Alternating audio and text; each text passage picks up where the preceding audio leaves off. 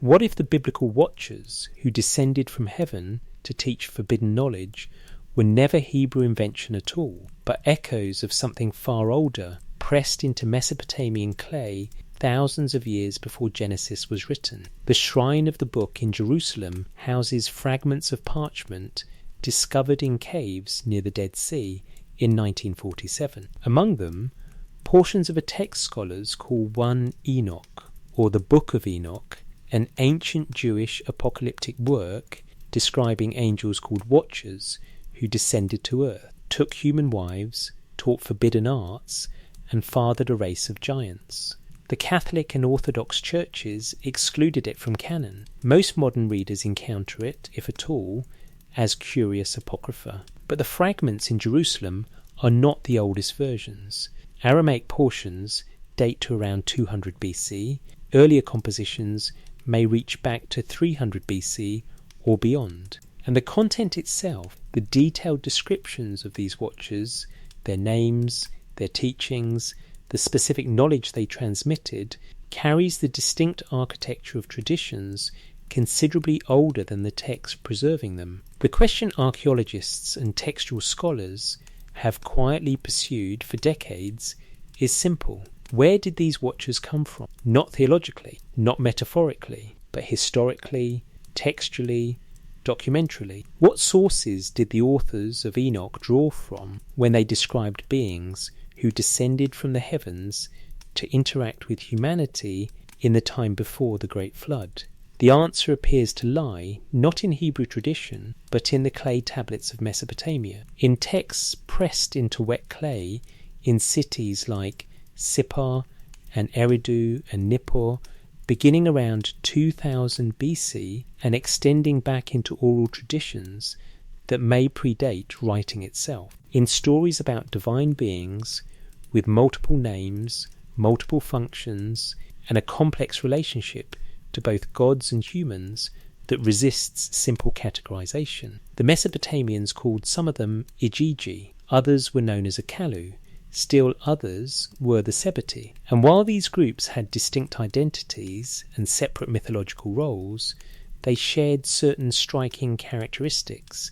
They existed in an intermediate space between the great gods and humanity. They possessed knowledge that originated with the divine realm. They taught that knowledge to humans, sometimes with authorization, sometimes not.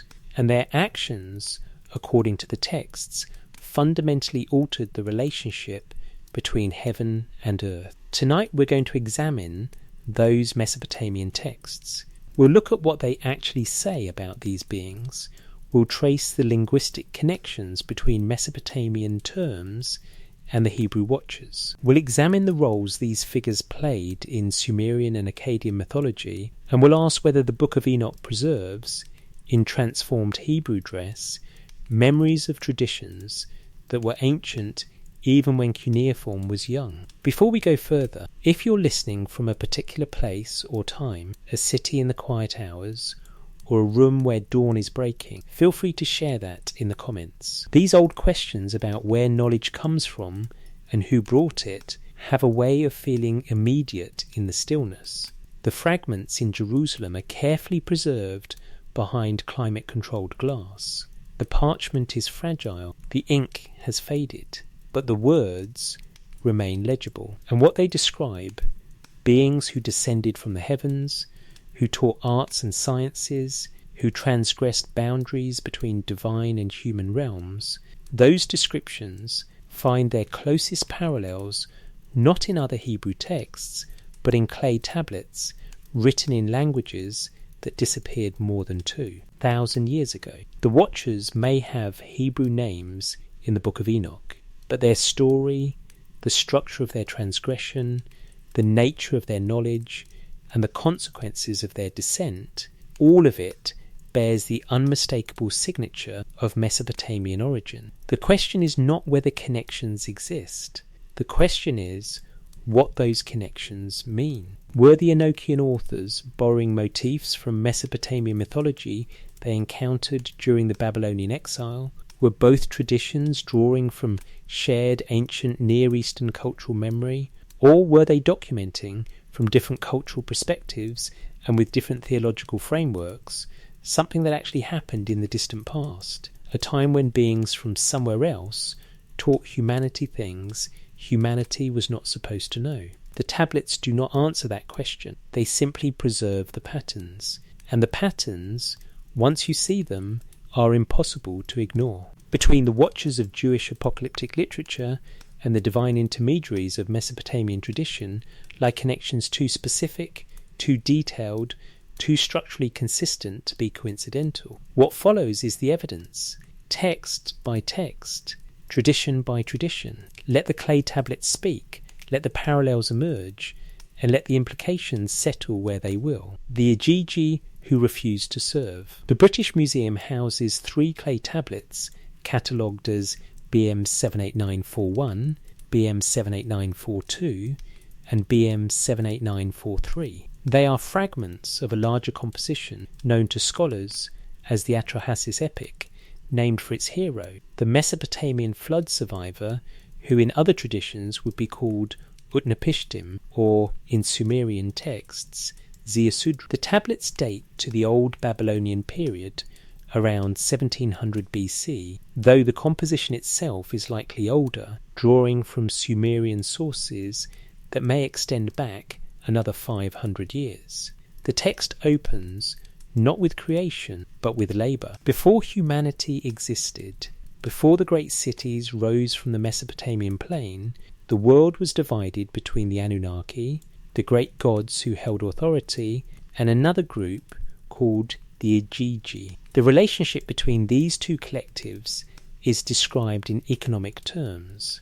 The Anunnaki governed, the Igigi worked. Tablet 1 of the Atrahasis epic, preserved at the British Museum, describes the situation with remarkable precision. When the gods were man, they bore the work and suffered the toil. The toil of the gods was great, the work was heavy, the distress was much. The Sumerian term for this labour, dulu, carries connotations of forced service, of obligations that cannot be refused.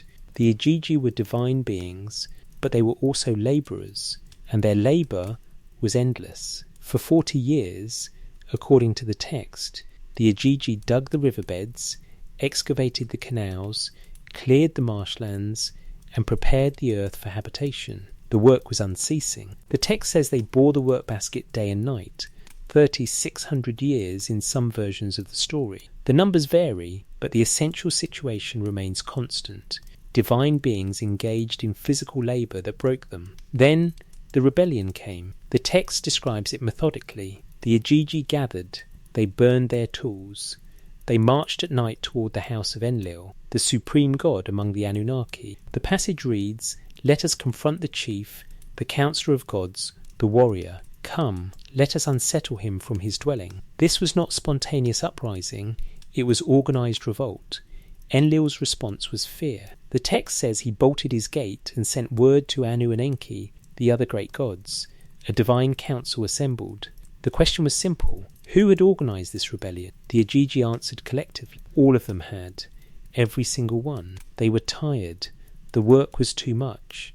They would not continue. W.G. Lambert, who published the authoritative edition of Atrahasis in 1969, interprets this as an etiological myth explaining the origins of humanity's role as temple servants. Humans were created to assume the labour the Igigi refused, allowing the divine realm to function without internal conflict. The story justifies the social order, why humans must work, why temples require service, why offerings must be maintained. It is, in Lambert's reading, theological explanation for economic reality. This interpretation is scholarly consensus and intellectually sound, but it does not account for specific details the text includes. The Igigi are not simply lesser gods, as translations often render them. They are identified as the 6th generation of divine beings. They have names, though the text does not list them individually. They are numerous.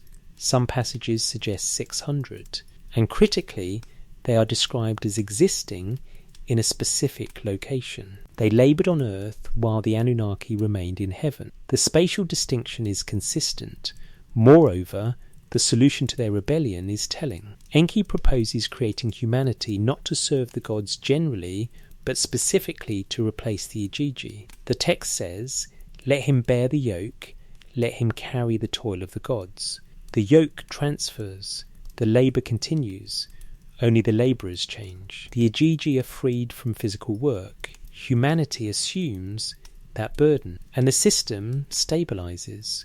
What happened to the Igigi after their rebellion succeeded? The text does not explicitly say they were punished. They were not cast out or destroyed. They were simply relieved of duty. Later Mesopotamian texts rarely mention them. They appear occasionally in astronomical contexts.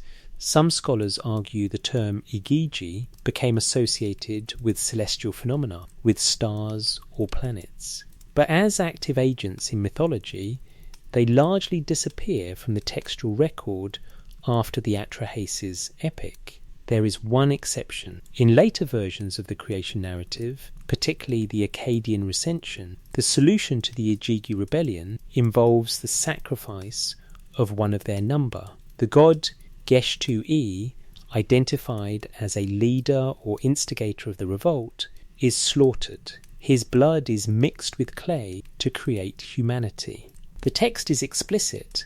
From his flesh and blood, let into mixed clay, that God and man may be thoroughly mixed in the clay. The rebellious divine essence becomes the component that animates human life. The parallel to the Watcher's narrative in Enoch is not exact, but the structural resonance is remarkable. In Enoch, the Watchers are a specific group of angels, 200 of them according to chapter 6. They are not the highest order of divine beings. They hold an intermediate position, described as having been set to watch over humanity. Their rebellion is also deliberate and organised. Their leader, Semyaza, says to the others, "I fear you will not agree to do this deed, and I alone will have to pay the penalty for a great sin." They descend, they take human wives, they teach forbidden knowledge, and they create offspring, the Nephilim, the giants, beings who are half divine and half human. The consequences in Enoch are catastrophic, mirroring the Atrahasis narrative's depiction of overpopulation and divine regret. The earth becomes filled with violence.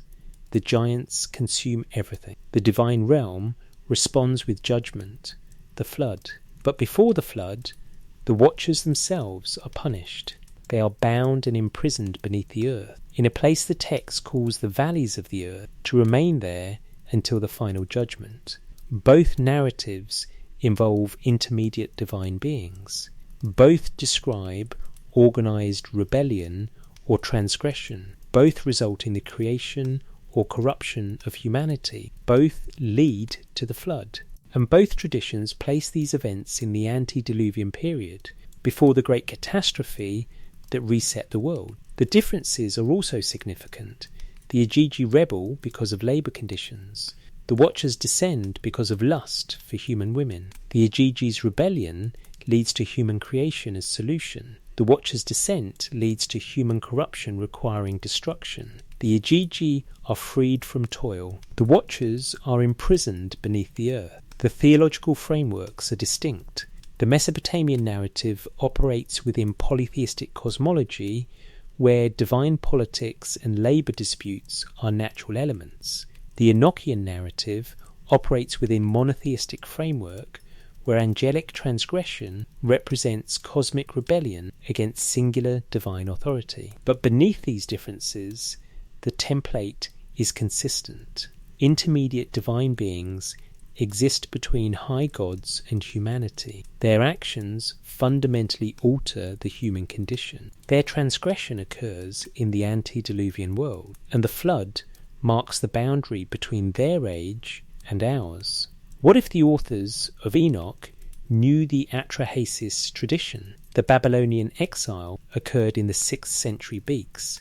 Jews were taken to Babylon, lived there for generations, absorbed and interacted with Mesopotamian culture. By this time, the Atrahasis epic was already ancient, 1,000 years old, copied and recopied in scribal schools, part of the standard literary curriculum. Any educated person in Babylon would have known the story. The Igigi rebellion was not obscure mythology, it was foundational narrative. If Enochian authors encountered this tradition, they would have faced a theological problem. The story's polytheistic framework was incompatible with Jewish monotheism, but the narrative structure, divine beings who transgress, who interact inappropriately with the human realm, who bring knowledge and create hybrid offspring, whose actions precipitate the flood, that structure could be preserved if the theological framework was altered. The Igigi become angels, the labour dispute becomes sexual transgression, the polytheistic conflict becomes monotheistic rebellion. But the essential story remains, in the time before the flood, beings from the divine realm came to earth and changed everything. The clay tablets at the British Museum do not argue for this interpretation. They simply preserve the Igigi tradition with bureaucratic precision. The rebellion happened. Humanity was created as replacement. The flood came. These are the events the text documents. What those events meant, whether they were literal history or theological metaphor or cultural memory of something more complex than either category captures, the tablets do not say. They record, they preserve, they transmit, and in their transmission they offer the first piece of evidence that the watchers of Jewish apocalyptic were not invented from nothing, but emerged from older traditions about divine beings, who occupied the dangerous space between heaven and earth, who laboured and rebelled, who somehow, in ways the texts struggled to fully articulate, made humanity possible and made the flood necessary. The Igigi story does not end with their rebellion, it ends with their silence. After Atrahasis, they fade from Mesopotamian mythology. They are replaced by humans in the labour they refused, and only centuries later, in Hebrew texts written in a different language by a different people with a different theology, do beings matching their description reappear, descending from heaven, transgressing boundaries, altering the human condition, and facing consequences that echo across the divide between two civilizations, the seven who came from the sea. In the Iraq Museum in Baghdad, carefully catalogued and preserved despite the turmoil that has surrounded Mesopotamian artefacts for decades, sits a tablet designated W2037. It is known to scholars as the Uruk list of kings and sages, dating to approximately 200 BC, late in Mesopotamian history, created during the Seleucid period when Greek culture had already begun transforming the ancient Near East. Yet the content it preserves reaches back to the very beginning of Sumerian civilization. The tablet presents a genealogy pairing the first 7 antediluvian kings with 7 corresponding figures called Apkallu, a Sumerian term usually translated as sage or expert, though the full meaning encompasses something closer to wisdom bearer or knowledgeable one. Each king is listed alongside his Apkallu, establishing a pattern. Divine kingship required divine counsel. The first pairing reads, during the reign of Alulim, the king, Uana Nunas, was sage. The name Uana would be rendered Uanes in the Greek texts of Berossus, a Babylonian priest writing in the 3rd century BC, whose work survives only in fragments quoted by later authors. But both names refer to the same figure, the first of the 7 Apkallu, the prototype for all that followed. According to Berossus's account, preserved by the 3rd century Syrian Eusebius, Oannes appeared from the Persian Gulf during the reign of the first antediluvian king. The description is specific. The whole body of the animal was like that of a fish, and it had under the fish's head another head, and also feet below, like those of a man, with a fish's tail. Its voice and language were articulate and human. This was not metaphor. Berossus describes the being's physical appearance in detail. Part fish, part human, fully articulate. What did Oannes do? Berossus states, this being in the daytime used to converse with men, but took no food at that season, and he gave them an insight into letters and sciences and every kind of art. He taught them to construct houses, to found temples, to compile laws, and explained to them the principles of geometrical knowledge. He made them distinguish the seeds of the earth and showed them how to collect fruits. In short, he instructed them in everything which could tend to soften manners and humanize mankind. From that time, so universal were his instructions, nothing has been added materially by way of improvement. The passage is remarkable for its comprehensiveness. Owains taught everything: writing, mathematics, architecture, agriculture, law, temple construction, geometry, the entire foundation of civilization. And the claim that nothing has been added materially by way of improvement suggests Berossus understood this knowledge as complete, transmitted in its entirety, not developed gradually over time. Civilization was not invented, it was taught. After sunset, according to Berossus, Oannes returned to the sea. He came daily, taught, then withdrew to the waters. The pattern repeated throughout the reign of the first king, and when that reign ended, another Apkallu came, then another, 7 in total, each associated with one of the antediluvian kings, each continuing the process of instruction, each returning to the sea or the Abzu, the primordial freshwater ocean beneath the earth, the realm of the god Enki. The Uruk list preserves their names: Uana, Uanduga, Enmeduga, Enmegalana, Enmebeluga, Anenlilda, and Utuabzu. Each served a different antediluvian king. Each was considered a sage sent by Enki to establish civilization, and all 7 lived and taught before the flood destroyed the antediluvian world. Samuel Noah Kramer and other Sumerologists of the mid-20th century interpreted the Apkallu tradition as cultural memory of historical figures, wise men, advisors, perhaps foreign visitors who brought advanced knowledge to early Sumerian cities. The fishman imagery in this reading represents their foreignness, their origin from beyond the known world, perhaps from maritime cultures that had developed writing and mathematics before Sumer itself. The mythological elaboration came later, transforming historical culture bearers into semi-divine sages. This interpretation remains academically respectable, but it requires explaining why the Mesopotamians consistently described these figures as divine rather than human, why they associated them specifically with Enki's underwater realm, and why they depicted them for thousands of years, long after any historical individuals would have been, forgotten as fishmen or birdmen in palace reliefs and protective figurines. The alternative reading, held by some scholars including Amarannus, whose 2010 study on the origin of watchers examined these traditions comparatively, suggests the Apkallu represented an institutional category rather than specific individuals.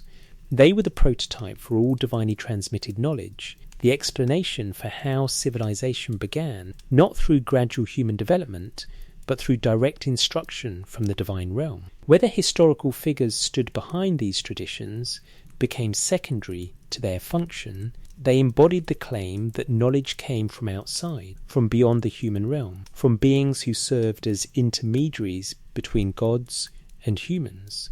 The parallels to the Enochian Watchers are structural and functional rather than narrative. The Book of Enoch does not describe fishmen emerging from the sea, but it does describe beings who descend from heaven, who teach forbidden knowledge, and whose instruction fundamentally alters human civilization. Enoch chapter 8 lists what the Watchers taught. Azazel taught men to make swords, and knives, and shields, and breastplates, and made known to them the metals and the art of working them. And Semyaza taught enchantments and root cuttings. Armaros taught the resolving of enchantments. Barakijal taught astrology. Kokabel taught the constellations. Ezekiel taught the knowledge of clouds. Arakiel taught the signs of the earth. Shamsiel taught the signs of the sun. Sariel taught the course of the moon. The catalogue continues, listing metallurgy, cosmetics, enchantments, astrology, and various other arts. Like the Apkallu's instruction, the knowledge is comprehensive. Like the Apkallu's role, the Watchers function as intermediaries bringing divine or celestial knowledge to humanity. And like the Apkallu tradition, this transmission occurs in the antediluvian world, before the flood resets the cosmic order. But there is a critical difference. The Apkallu are authorized. Enki sends them. Their teaching establishes legitimate civilization. They build temples, found cities, create the institutions through which humans worship the gods and maintain cosmic order. The Watchers, by contrast, teach without authorization. Their instruction is transgression. What they reveal is called forbidden, precisely because it was not meant for human knowledge. The result is not civilization, but corruption. This theological inversion suggests something about how traditions transfer between cultures. If the Enochian authors knew the Apkallu tradition, and given the Babylonian exile and extensive Jewish Mesopotamian cultural contact, they almost certainly did, they faced the same problem they faced with the Igigi: how to preserve the narrative structure while reversing its theological valence. In polytheistic Mesopotamia, multiple gods with competing agendas could authorize different kinds of knowledge transmission. Enki could send the Apkallu, Enlil could disapprove but tolerate it. Divine politics allowed for complexity. In Jewish monotheism, only one authorization matters. Knowledge taught by beings other than God's explicit agents becomes, by definition, forbidden knowledge. The same story, told within different theological frameworks, produces opposite moral judgments, yet both traditions agree on essentials. Beings from the divine realm descended. They taught knowledge that transformed human civilization. They did so before the flood, and their actions precipitated changes that could not be undone. Whether those changes were legitimate establishment of civilization or corrupting transgression depends entirely on the theological framework interpreting them. The Apkallu tradition extends beyond the Uruk list and Berossus. Multiple Mesopotamian texts reference them. The Epic of Gilgamesh states that the 7 sages laid out the plan of Uruk, the great city. Neo-Assyrian ritual texts invoke them for protection against evil spirits. Temple hymns credit them with establishing sacred precincts, and palace reliefs carved into limestone walls in Nimrud and Khorsabad depict them as protective guardians, winged beings with human bodies and bird or fish heads carrying sacred objects, positioned at doorways to ward off malevolent forces. These images date to the Neo-Assyrian period, the 9th-7th centuries BCE. They represent the latest elaboration of a tradition that was already ancient. The Apkallu had been transformed from culture-bearing sages into protective spirits, from teachers into guardians, but their role as intermediaries persisted. They still stood between the divine realm and the human world, still functioned as barriers or bridges, depending on context, still embodied the claim that knowledge and protection come from beyond human capacity.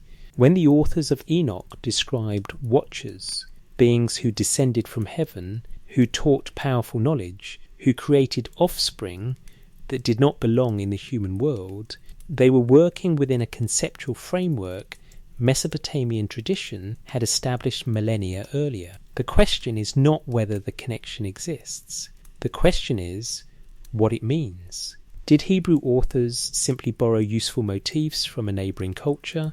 Did both traditions independently develop similar stories because similar social needs produce similar theological solutions? Or did both preserve, in transformed and theologized forms, memory of something that actually occurred, an antediluvian period when beings from somewhere else taught humanity things humanity needed to know, but perhaps was not ready to know? The clay tablets do not answer. They document. 7 sages came from the sea. They taught civilization. They served the gods. And when the flood came, their age ended. What survived was memory, preserved in texts and images, transmitted across centuries and languages and cultures, until it reached Hebrew scribes in Babylon, who recognized in these Mesopotamian traditions something that resonated with their own understanding of how knowledge enters the world and what happens when boundaries between heaven and earth become too permeable. The Apkallu tradition places 7 beings before the flood. The Book of Enoch names 7 primary watchers among the 200 who descended. The number is specific, the timing is identical, the function overlaps. Whether coincidence or connection, the pattern demands attention, and the tablets, pressed into clay when writing was young, preserve that pattern with archival precision, waiting for readers who can see what they document without needing to explain what it means. When the 7th king ascended, among the fragments recovered from Assyrian king Ashurbanipal's library at Nineveh in the 19th century, excavated by Austin Henry Layard and later Hormuzd Rassam, several tablets preserve a curious text about a king named Enmedaranki. The composition is known to scholars as Enmedaranki the Diviner, based on the opening lines that identify him as king of Sippar, the city sacred to the sun god Shamash, during the antediluvian period. The text's opening is formulaic: Enmedaranki, king of Sippar, beloved of Anu, Enlil, and Ea. This triple invocation of the highest gods signals his importance. What follows is extraordinary. The gods Shamash and Adad, deities associated with sun, storm, divination, and revelation, took Enmedaranki to their assembly. The text says Shamash and Adad brought him into the assembly of the gods. They showed him how to observe oil on water, a mystery of Anu, Enlil, and E. They gave him the tablet of the gods, the liver, a secret of heaven and underworld. The instruction was technical. Oil on water divination was a specific Mesopotamian practice called lecanomancy, interpreting patterns formed when oil spreads across water's surface. Hepatoscopy, examination of sheep livers for omens, was another core divinatory method. These were not mystical revelations, but professional techniques, procedures that required training, specific knowledge, standardized interpretation.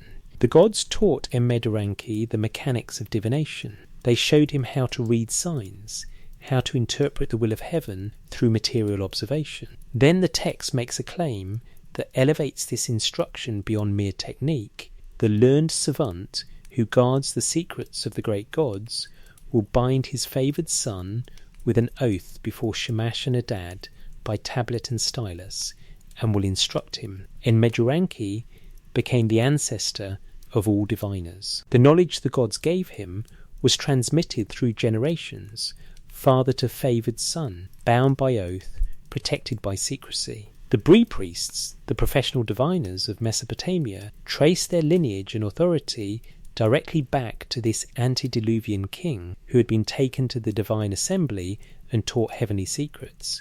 The scholarly consensus, articulated by A.R. George and others who have studied Mesopotamian wisdom traditions, interprets this as institutional legitimation. The Diviners' Guild needed divine authorization for their practices. The Enmedaranki tradition provided that authorization by claiming direct transmission from the gods themselves, establishing a chain of initiation reaching back before the flood. Like other professional guilds in Mesopotamia, scribes, physicians, exorcists, the diviners rooted their authority in antediluvian origins, claiming their knowledge was not human invention but divine gift. This reading is supported by the text's emphasis on professional transmission. The knowledge passes through oaths and binding ceremonies.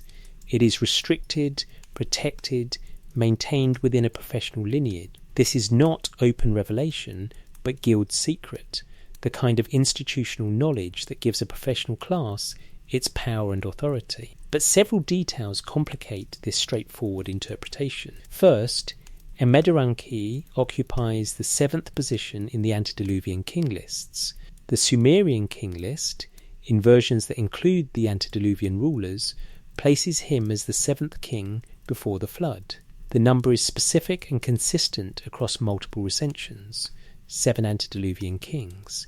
Enmedaranki is the 7th. In biblical tradition, Enoch is the 7th patriarch in the genealogy from Adam. Genesis 5 lists Adam, Seth, Enosh, Kenan, Mahalalel, Jared, Enoch. the seventh in the line. And like enigmatic, Enoch has a unique relationship with the divine realm. Genesis 5:24 states simply, Enoch walked with God, then he was no more, because God took him. The phrase God took him indicates not death, but assumption. Enoch was taken directly to the divine presence without dying. The Book of Enoch elaborates this assumption into an extended narrative. Enoch ascends to heaven, tours the cosmos, sees the secrets of creation, learns the movements of celestial bodies, observes the places of punishment prepared for fallen angels, receives tablets containing all knowledge,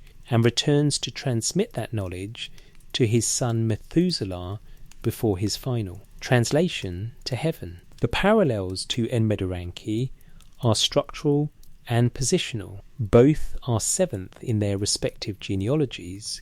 Both are taken to the divine realm. Both receive secret knowledge. Both transmit that knowledge to successors. Both serve as foundational figures for traditions of esoteric wisdom. Amar Anus, in his detailed comparative study, argues that the Enoch tradition represents Hebrew appropriation of the enigmatic narrative. The seventh position, the heavenly ascent, the reception of secret knowledge, the establishment of a transmission chain, all these elements appear in Mesopotamian texts centuries before 1 Enoch was compiled. The Jewish authors, Anus suggests, knew the Mesopotamian tradition and adapted it, transforming the antediluvian king into a Hebrew patriarch, the diviners' guild secrets into cosmic revelation, the techniques of oil and liver divination into astronomical and calendrical knowledge. The evidence supporting this connection is circumstantial but substantial. Both figures occupy the seventh position. Both are described as specially favoured by God or gods. Both are taken to the divine realm. Both receive knowledge described as secrets. Both establish transmission chains. And both traditions place these events in the antediluvian period, before the flood that reset human civilization. Moreover, Uchuabzu, the seventh Apkallu in the Uruk list of kings and sages, the sage associated with Enmedrank's reign, has a name meaning he who ascended to heaven. The tradition explicitly states that this particular sage did not remain on earth, but was taken up. The connection between the seventh king and the seventh sage, who both ascended, creates a dense network of sevens surrounding Enmedrank's figure. In numerology and symbolic thought throughout the ancient Near East, 7 represented completeness, perfection, the fullness of a cycle, 7 days, 7-year periods, 7 levels of heaven in later cosmologies. The 7th position in a genealogy or sequence often marked transition, the point where one order gives way to another. Enmedraki, as 7th king, represents the culmination of the antediluvian line. After him, the flood. After his ascent and reception of divine secrets, the transmission begins that will carry that knowledge beyond the flood into the post-diluvian world. The Book of Enoch makes similar claims. Enoch's knowledge survives the flood because he transmits it to Methuselah, who transmits it to Noah, who carries it through the deluge. The chain persists. The secrets are not lost. And the 7th patriarch becomes the mechanism by which antediluvian wisdom enters the post-flood world. What was this wisdom? The Enmedraki texts specify divination, the ability to read divine will through material signs.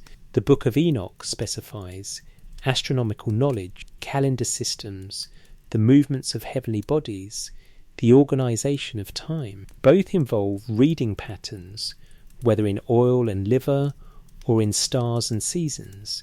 Both claim this reading requires special knowledge. Both trace that knowledge to antediluvian origins, and both traditions insist the knowledge comes not through human discovery but through divine instruction. There is a theological sophistication in this claim that modern readers may overlook. The ancient world did not sharply distinguish between natural and supernatural knowledge. Astronomy was not separate from astrology. Medicine was not separate from incantation. Reading signs, whether in sheep entrails or planetary movements, involved both technique and revelation, both learned skill and divine authorization. The Enigmatic and Enoch traditions are not claiming miraculous powers.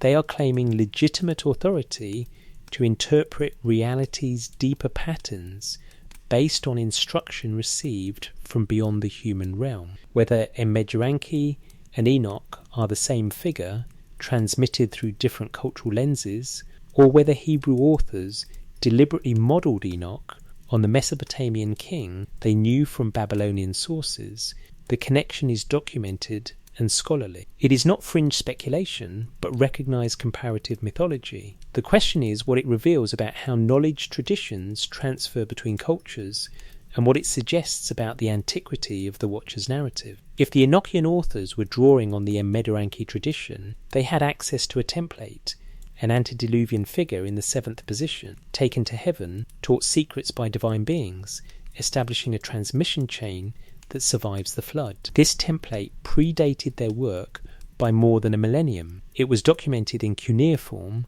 preserved in Babylonian scribal schools, part of the intellectual heritage of Mesopotamian civilization. When they created their own seventh figure, their own story of heavenly ascent and secret knowledge, they were working within a framework Mesopotamia had established. Whether this represents cultural borrowing, shared Near Eastern tradition, or Hebrew reinterpretation of older memories they encountered in Babylon, the result is clear. The Watcher's tradition, the angels who descended and taught secrets, emerges from a Mesopotamian context where divine beings routinely descended, taught secrets, and established knowledge traditions that defined civilization itself. The tablets from Nineveh preserve Enigmatic's story in fragmented form. The clay is broken, the lines are incomplete, but what remains documents a king who ascended, received secrets, and transmitted knowledge that would persist beyond the flood.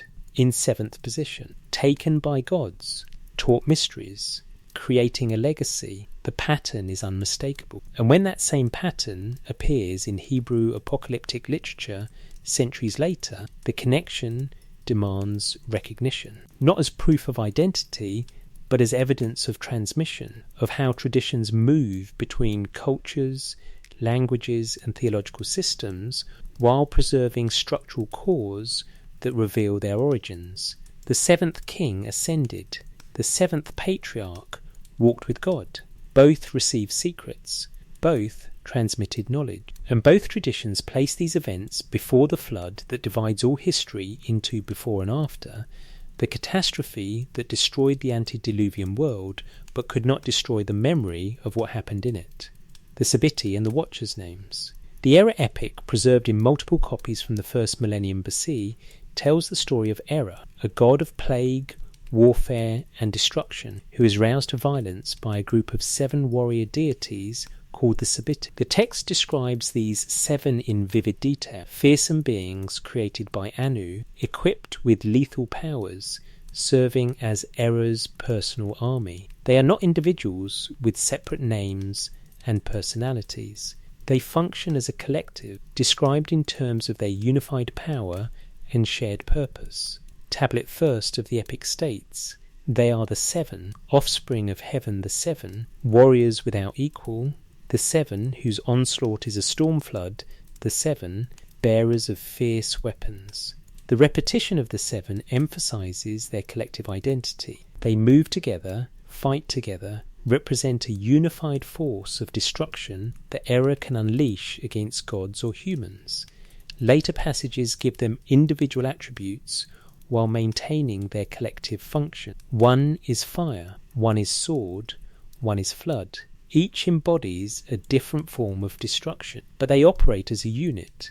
The Sabiti, the 7. And in Neo-Assyrian ritual texts, this term extends beyond the warrior gods to encompass protective figurines, supernatural beings invoked in incantations, and apotropaic figures placed in buildings to ward off evil. The linguistic connection to the Watchers appears in Akkadian terminology. The word Ma, translated as Watchers or Guardians, appears in ritual texts describing protective figurines and divine guardians. W.G. Lambert, in his study of Babylonian wisdom literature, noted that this term could refer to supernatural beings who watch over, either protecting or surveilling, depending on context. The Sabiti are sometimes called Ma in texts describing their protective function when properly invoked and controlled. This is not the same as the Hebrew term An, used in Daniel and elaborated in 1st Enoch. The linguistic derivation is different. Hebrew An comes from a root meaning to wake or to watch, carrying connotations of vigilance and wakefulness. But the functional overlap is significant. Both terms describe beings who watch, who guard, who occupy positions between the divine realm and the human world, who can be protective or threatening depending on their disposition and the circumstances. Moreover, the Enochian Watchers are organized in specific numbers. The Book of Enoch, chapter 6, states that 200 angels descended, but among them, specific leaders are named. Depending on the manuscript tradition, anywhere from 7 to 20 leaders are listed, with Semiaza or Azazel heading the group. The number 7 appears prominently in some recensions. 7 primary watchers among the 200, just as 7 Sabiti serve as Era's primary weapons among larger divine hosts. The pattern of 7 recurs throughout Mesopotamian tradition with remarkable consistency. 7 Apkallu, 7 antediluvian kings, 7 Sabiti warriors, 7 judges of the underworld. The number functions structurally, representing completeness, a full set, the totality of a category. When Hebrew texts adopt this structural pattern, using 7 as an organizational principle for supernatural beings, they are working within a conceptual framework Mesopotamian tradition established. But there is a deeper connection in the Sabiti's functional transformation across time. In the Era epic, written around 800-700 BC, the Sabiti are explicitly destructive. They urge Era to violence.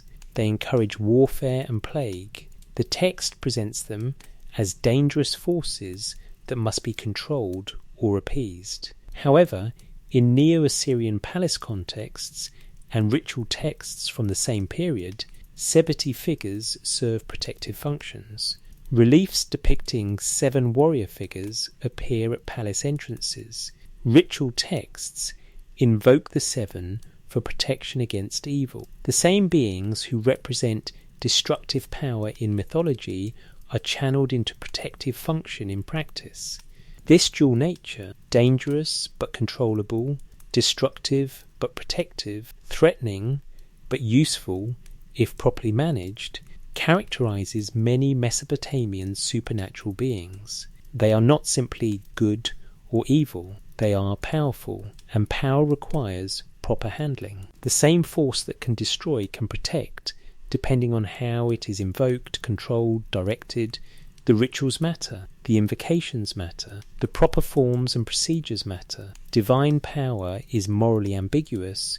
Human ritual determines its application. The Watchers in Enochic tradition exhibit similar ambiguity in some passages. They were originally set to watch over humanity, a protective function. Their descent represents the corruption of that function. What should have been benevolent surveillance became transgressive interference. Some interpretations of the text suggest the Watchers were fulfilling their assigned role, watching over humanity, but interpreted their mandate in a way that transgressed boundaries. They were supposed to observe. Instead they intervened. They were supposed to guard. Instead they taught. The protection became corruption through excess. This reading finds support in how later Jewish and Christian traditions handled the Watchers. Some texts portray them as irredeemably evil, fallen angels beyond redemption. Others, particularly magical texts from late antiquity, invoke Watchers' names in protective incantations. suggesting belief in their power persisted alongside condemnation of their original transgression. Like the Sibiti, the Watchers could be dangerous or protective depending on context, invocation, control. The ritual texts that mention Ma in Mesopotamian context are quite specific about procedure. Figurines must be made correctly. Materials matter, clay mixed with specific substances, baked at proper temperatures, inscribed with correct formulas. Placement matters, buried at thresholds, positioned at corners, oriented towards specific directions. Invocations matter, recited at correct times, using proper terminology, maintaining ritual purity. The power of these supernatural watchers was not in question. What mattered was channeling that power appropriately. If Enochic authors knew Mesopotamian traditions about beings called watchers or guardians who possessed ambiguous power requiring control, they faced the same theological problem they faced with the Igigi and Apkallu: how to preserve the functional concept while adapting it to monotheistic framework. In Mesopotamian polytheism, ambiguous supernatural beings are normal. Multiple gods with competing interests produce multiple kinds of supernatural servants with varying dispositions. Managing supernatural power through proper ritual is simply how the cosmos works. In Jewish monotheism, ambiguity is more problematic. Angels serve God. Demons oppose God. The categories should be clear. But the Watchers don't fit neatly. They are angels who transgressed, divine beings who became corrupted, servants who rebelled. They occupy the same ambiguous space the Sibiti and other Mesopotamian intermediate beings occupied: powerful, dangerous, not simply good or evil, but complex. The Book of Enoch preserves this complexity in how it describes the Watchers' fate. They are bound and imprisoned, but not destroyed. They remain beneath the earth until final judgment. They are removed from active influence, but not eliminated. And their knowledge, once transmitted, cannot be untaught. What they revealed to humanity remains revealed. The corruption they introduced persists. The text suggests cosmic management of dangerous power rather than its elimination, a concept that makes more sense within Mesopotamian frameworks where divine power requires management than within pure monotheistic frameworks where evil should be simply defeated. The 7 Sibiti, the 7 primary watchers, the 7 Apkallu, the numerical pattern creates correspondence. The functional ambiguity, beings who can protect or destroy depending on how they're engaged, creates correspondence. The intermediate position between high gods and humanity creates correspondence.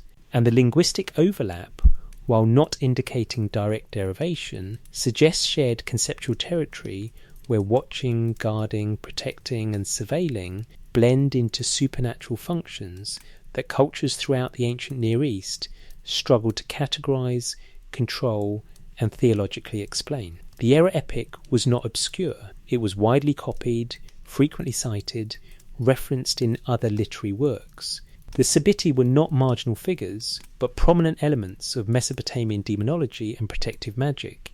Anyone literate in Babylonian scribal tradition would have known these traditions, and when literate Jews living in Babylon during the exile encountered texts describing powerful sevenfold supernatural beings called Watchers, who could protect or threaten depending on proper management, they possessed a template for understanding beings who descended from heaven, who possessed dangerous knowledge, who required binding and control, who occupied the liminal space between divine authority and human reality. Whether the Hebrew Watchers are directly descended from the Sibiti, or whether both represent independent elaborations of shared Near Eastern concepts about intermediate supernatural beings, the pattern is documented. 7. Watching, powerful, ambiguous, requiring control. These characteristics define Mesopotamian traditions about supernatural guardians, and these same characteristics define the Enochic Watchers who descended before the flood, who taught forbidden knowledge, who created dangerous offspring, and who were bound beneath the earth where they remain, watching still, waiting for final judgment that will determine whether they function as prisoners or as something more complex than either angelic or demonic categories can fully capture. The rebellion that mirrors itself. When the British Museum acquired tablet BM 78941 in 1889 as part of EA, Wallace Budge's expedition to Sippar, the curators catalogued it as part of the Atrahasis epic, without immediately recognising how precisely it documented the mechanics of divine rebellion. The passage preserved on this tablet describes the Ijigi's decision-making process in detail that goes beyond mythological generalisation into something resembling reportage. The text records a specific moment. The Ijigi had laboured for 40 years. The work was unceasing. One night they gathered.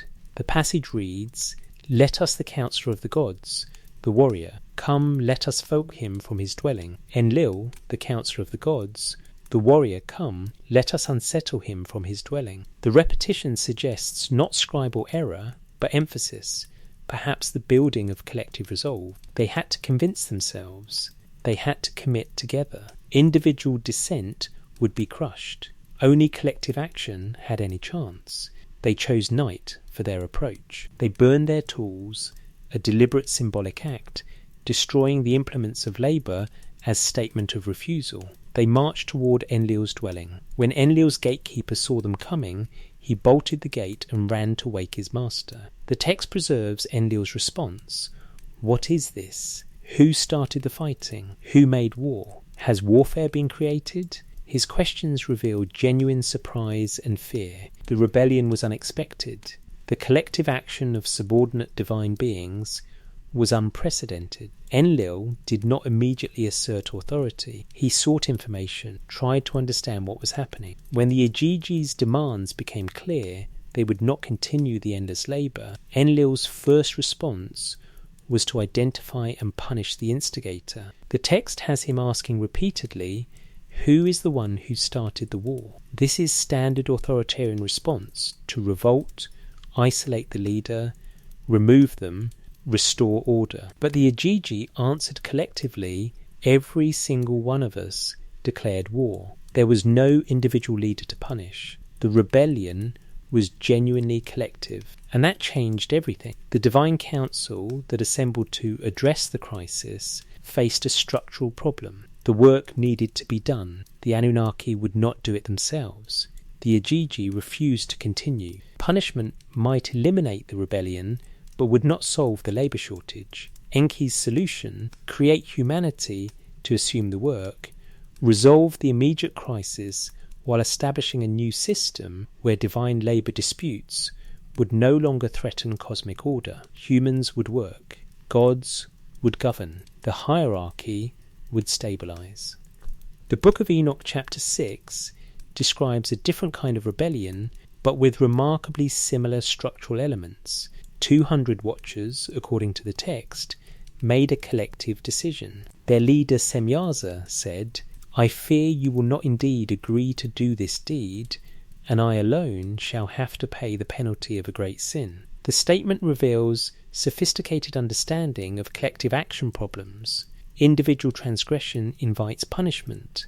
Collective transgression distributes responsibility. Semyaza needed commitment from all 200 before proceeding. The text continues, "And they all answered him and said, Let us all swear an oath, and all bind ourselves by mutual imprecations, not to abandon this plan, but to do this thing." They bound themselves with oaths.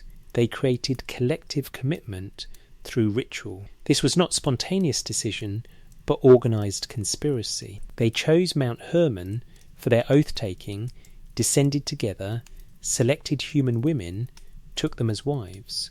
The text emphasises the collective nature throughout. All 200 participated.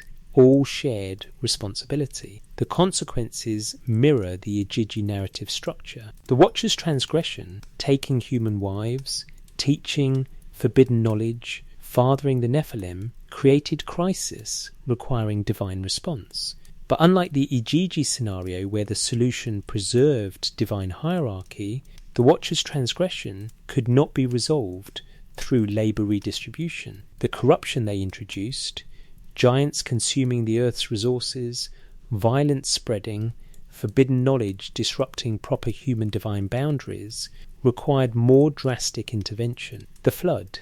Both narratives place organised collective action by intermediate divine beings at the centre of cosmic crisis. Both describe deliberate planning and mutual commitment. Both show the instigators understanding they needed collective participation to succeed. Both result in fundamental restructuring of the relationship between divine and human realms, and both lead, directly or indirectly, to the Flood as the mechanism that resets the system. The theological interpretation differs radically. In the Atrahasis epic, the Igigi rebellion is economically rational. They are exploited labourers refusing untenable conditions. Their demands are met. The system adjusts. In the Enochic narrative, the Watcher's descent is sexual transgression and epistemological violation. They teach what should not be taught, create beings that should not exist, corrupt the human species God created. Their actions are not negotiable demands, but cosmic crime requiring punishment. But beneath the different moral framings, the structural template is identical. Intermediate divine beings occupy a position between high gods and humanity. They perform functions that maintain cosmic order. Their collective refusal or transgression disrupts that order. The high gods respond with restructuring that establishes new boundaries and new systems. Humanity is either created or corrupted, then cleansed as part of this restructuring. And the Flood marks the boundary between the old system and the new. There is another parallel worth examining. In both narratives, one individual from the divine rebellion scenario is singled out for special treatment. In the Atrahasis tradition, Geshtu-E, identified as having intelligence or rationality, is slaughtered. His blood mixed with clay creates humanity. The rebellious divine essence becomes the animating component of human beings. Humans are physically mortal clay, but possess divine consciousness, because Geshtu-E's blood, the blood of a rebellious god, flows in them. In the Enochic tradition, Azazel receives specific and severe punishment beyond what the other Watchers receive. Chapter 10 describes God commanding the angel Raphael, bind Azazel hand and foot, and cast him into the darkness, and make an opening in the desert, which is in Dudael, and cast him therein, and place upon him rough and jagged rocks, and cover him with darkness, and let him abide there forever, and cover his face, that he may not see light. Azazel is bound, buried, imprisoned in a specific location. The other Watchers are also bound, but Azazel's punishment is singled out for detailed description. Why this focus on one figure among the many? In the Mesopotamian tradition, Geshtu-E's sacrifice solves the crisis. His death creates humans who can replace Igigi labour. His intelligence becomes humanity's distinguishing characteristic. In the Enochic tradition, Azazel is credited with teaching the arts of metallurgy and warfare. He showed humans how to make weapons. He introduced violence through knowledge. His specific punishment reflects his specific crime. But both narratives single out one figure from the collective whose fate is more detailed, more significant, more consequential than the others. The parallel becomes even more striking when considering how both traditions understand human nature as a result of this divine drama. In Atrahasis, humans are created from rebellious divine blood mixed with clay. We are physically earth, but possess divine rationality from Geshtu-E. Our nature is inherently conflicted, mortal matter animated by divine consciousness that comes from a god who rebelled against endless toil. We inherit the Igigi's dissatisfaction, their frustration with labour, their desire for something beyond mere survival. This explains why humans are restless, why we rebel against our conditions, why we seek more than simply working until we die. In the Enochic tradition, humans are corrupted by what the Watchers taught. The knowledge they transmitted, metallurgy, weapons, cosmetics, astrology, enchantments, cannot be untaught. It persists. The giants are destroyed in the flood, but the knowledge remains. Human civilization continues to use what Azazel revealed. We continue to make weapons, to wage war, to transform metals, to read stars. The transgression's consequences are permanent. What was taught cannot be forgotten. Both traditions explain human nature through reference to divine transgression. We are what we are, mortal but conscious, labouring but dissatisfied, capable of terrible violence and remarkable knowledge, because of what intermediate divine beings did before the flood. Their rebellion or transgression shaped us. Their refusal to accept assigned roles or boundaries created the conditions for our existence or corruption. This represents sophisticated theological thinking. Both traditions wrestle with explaining human consciousness, human dissatisfaction, human capacity for both nobility and violence. Both locate the explanation not in human choice or development, but in divine drama that preceded human agency. We inherited the consequences of conflicts we did not create. The Igigi's rebellion against endless labour becomes human frustration with toil. The Watcher's forbidden teaching becomes human capacity for destructive knowledge. We are shaped by transgressions that occurred before we existed. Whether the Enochic authors knew the Atrahasis tradition in detail, or whether both traditions developed independently within shared Near Eastern cultural frameworks, the structural mirroring is documented and detailed. Collective action by intermediate divine beings, organised planning and mutual commitment, crisis precipitating cosmic restructuring. One figure singled out whose fate is particularly significant. Human nature explained through divine transgression, flood marking the boundary between antediluvian disorder and post-diluvian order. The tablets preserve these patterns with bureaucratic precision. The Igigi gathered, decided, acted. The system responded, adapted, restructured. Humanity emerged from that restructuring bearing characteristics derived from the rebellious god whose blood mixed with clay. And centuries later, Hebrew scribes in Babylon wrote of Watchers who gathered, conspired, descended, taught, created chaos, requiring flood to cleanse and restructure. Different theology, different moral framework, identical narrative structure. The rebellion mirrors itself across languages, cultures, and centuries because both traditions are documenting, whether as literal history, theological explanation, or mythological memory, the same essential claim: in the time before the flood, intermediate divine beings transgressed boundaries, and humanity lives with the consequences still. Carved in stone, the Assyrian evidence. The British Museum's Assyrian galleries house limestone reliefs that once lined the palace walls of Ashur-nasir-pal II at Kalhu, modern Nimrud, in northern Iraq. The palace was built in the 9th century BC, roughly 883-859, during the Neo-Assyrian Empire's expansion. The reliefs served multiple functions: propaganda displaying the king's power, decoration demonstrating artistic sophistication, and protection through images of supernatural beings positioned at doorways and corners. Among these reliefs are figures that immediately capture attention. They stand taller than human scale, carved in profile with meticulous detail. They have human bodies, muscular, carefully rendered, clothed in elaborate garments. But their heads are not human. Some have eagle heads with curved beaks and fierce eyes. Others have human faces, but wear elaborate headdresses topped with horns, the ancient Near Eastern symbol of divinity. And all of them have wings, large, carefully feathered wings that extend from their backs. In their hands, these figures carry objects: a cone-shaped implement in one hand, held as if anointing or sprinkling. A small bucket, in the other hand. The gesture is ritualistic, formal, repeated across multiple reliefs in identical poses. The objects themselves have been identified as components of purification rituals.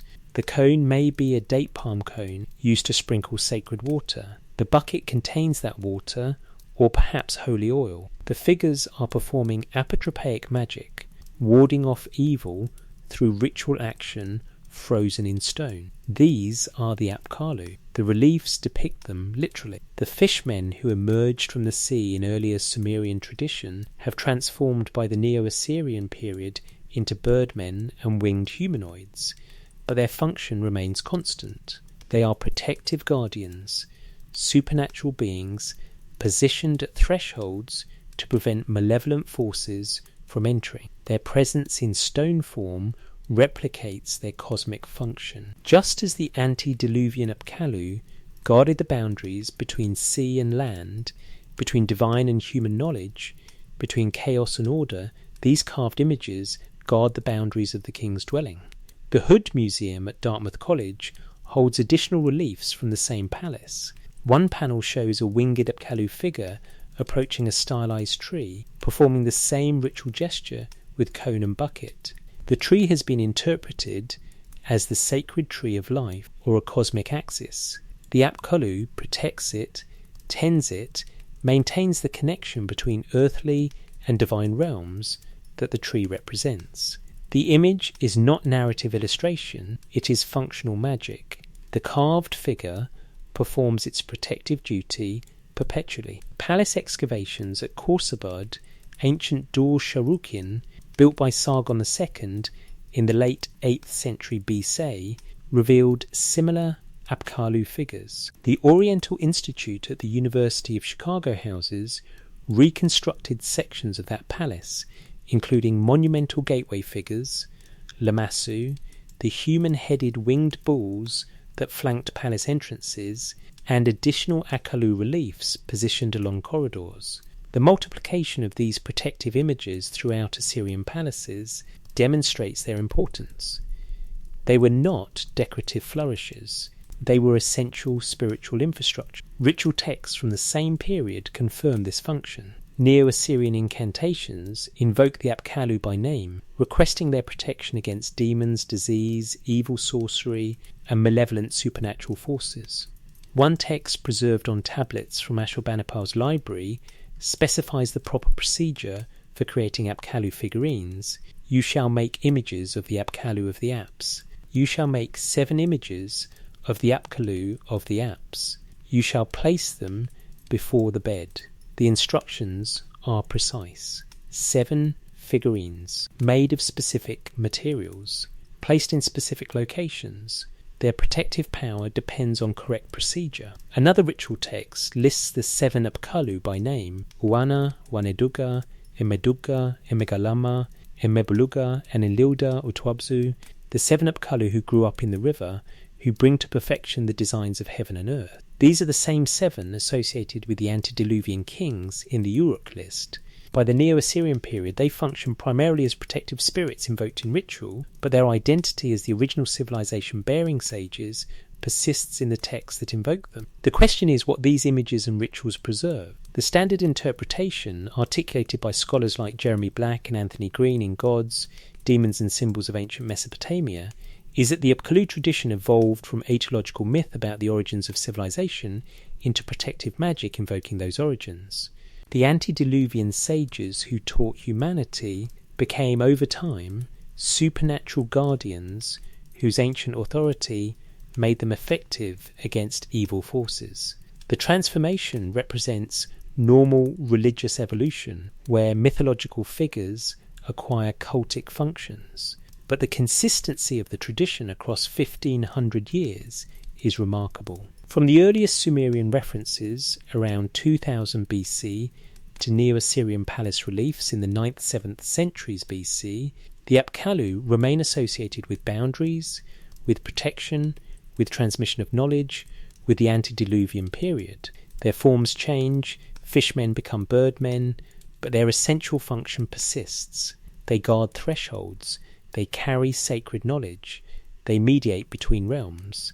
What if the physical representations preserve memory of what these beings actually look like? Not in literal sense, the stylization is obvious, but in essential characteristics. The Book of Enoch describes Watchers as anthropomorphic, but not purely human. They are angels, beings from the heavenly realm, who take physical form to interact with humanity. The text does not provide detailed physical descriptions, but later, Jewish and Christian tradition depicts angels with wings, drawing on shared ancient Near Eastern iconographic vocabulary. The Akalu reliefs predate Jewish angelology by centuries. When Hebrew scribes in Babylon or later periods encountered Assyrian palace imagery showing winged supernatural beings performing protective functions at thresholds, they saw physical representations of the kind of intermediate beings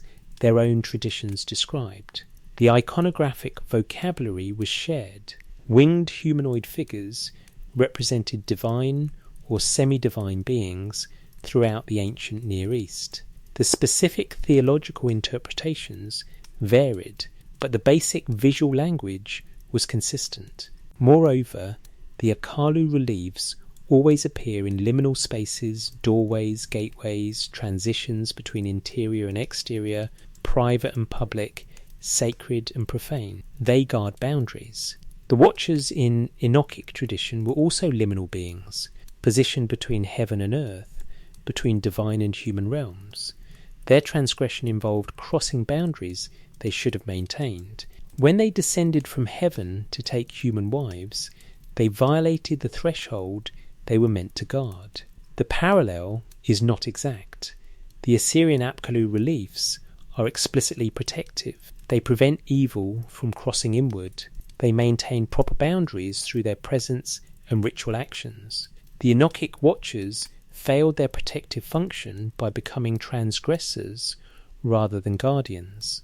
But both traditions place supernatural beings at thresholds, both associate them with knowledge that must be carefully managed, and both suggest their primary function involves maintaining or violating the boundaries between divine and human worlds.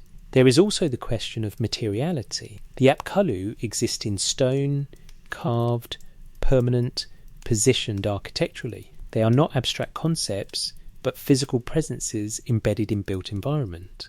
The ritual texts specify creating figurines, small clay or metal representations that serve magical protective functions.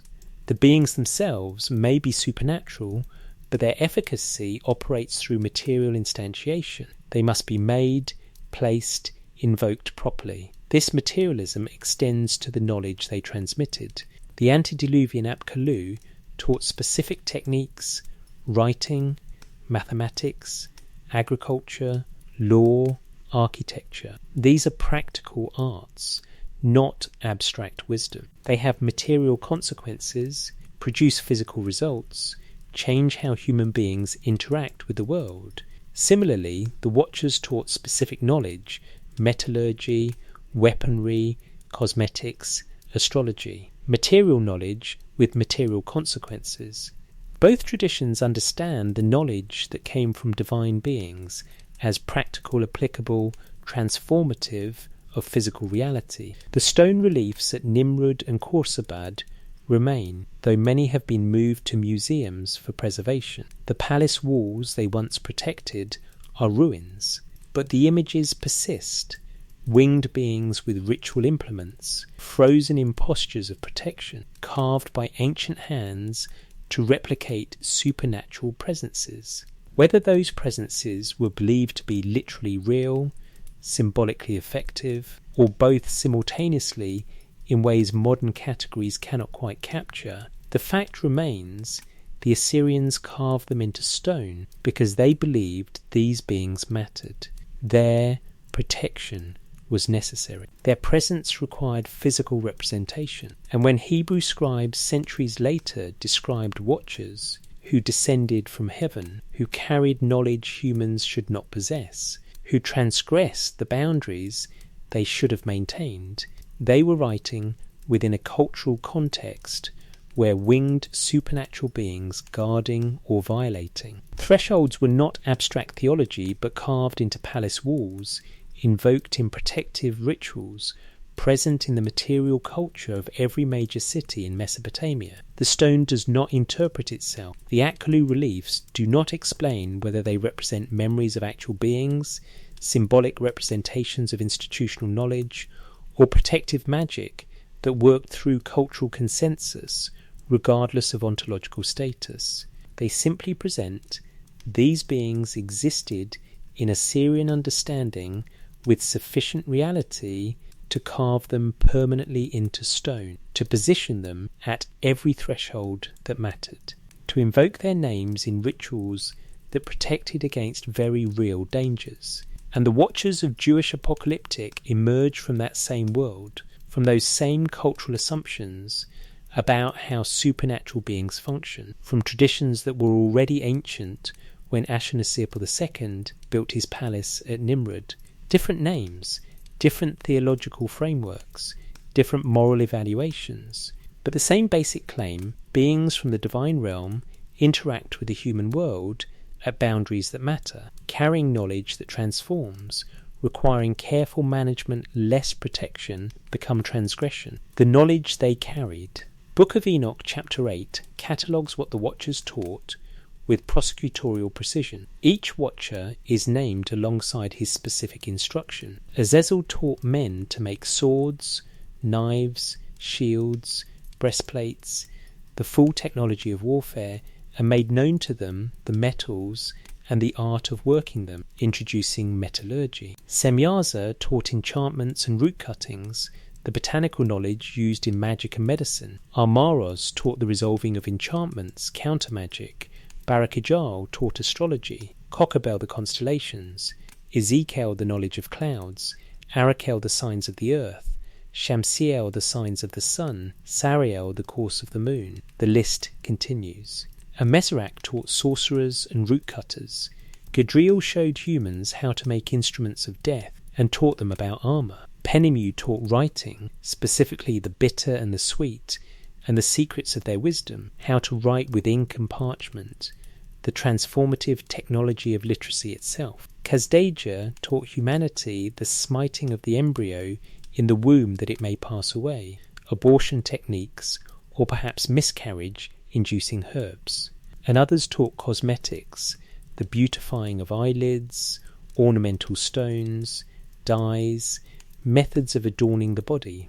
The knowledge falls into categories: warfare and metallurgy, magic and medicine, astronomy and divination, literacy and writing, reproductive control, cosmetics and adornment. What unites these diverse teachings is their transformative power. Each represents knowledge that fundamentally alters human capacity. Metallurgy changes what humans can make. Astrology changes how humans understand time and fate. Writing changes how humans transmit knowledge across generations. These are not trivial skills, but civilization-building technologies. The text tone is condemnatory. These teachings are presented as corruptions. The Watchers disclosed what was hidden and revealed what was forbidden. The knowledge was secret for a reason. Its revelation caused much godlessness and fornication, and they were led astray. The giants born from Watchers and human women consumed the earth's resources.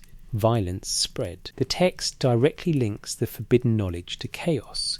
Because humans learnt these things, they could no longer live in proper relationship with God or creation. The Mesopotamian traditions about what the Apkallu taught present very similar content with radically different valuation. Berossus's account, preserved in Eusebius, states that Oannes taught an insight into letters and sciences and every kind of art. He instructed humans in constructing houses, founding temples, compiling laws, and explained the principles of geometrical knowledge. He taught agriculture, how to distinguish the seeds of the earth and collect fruits.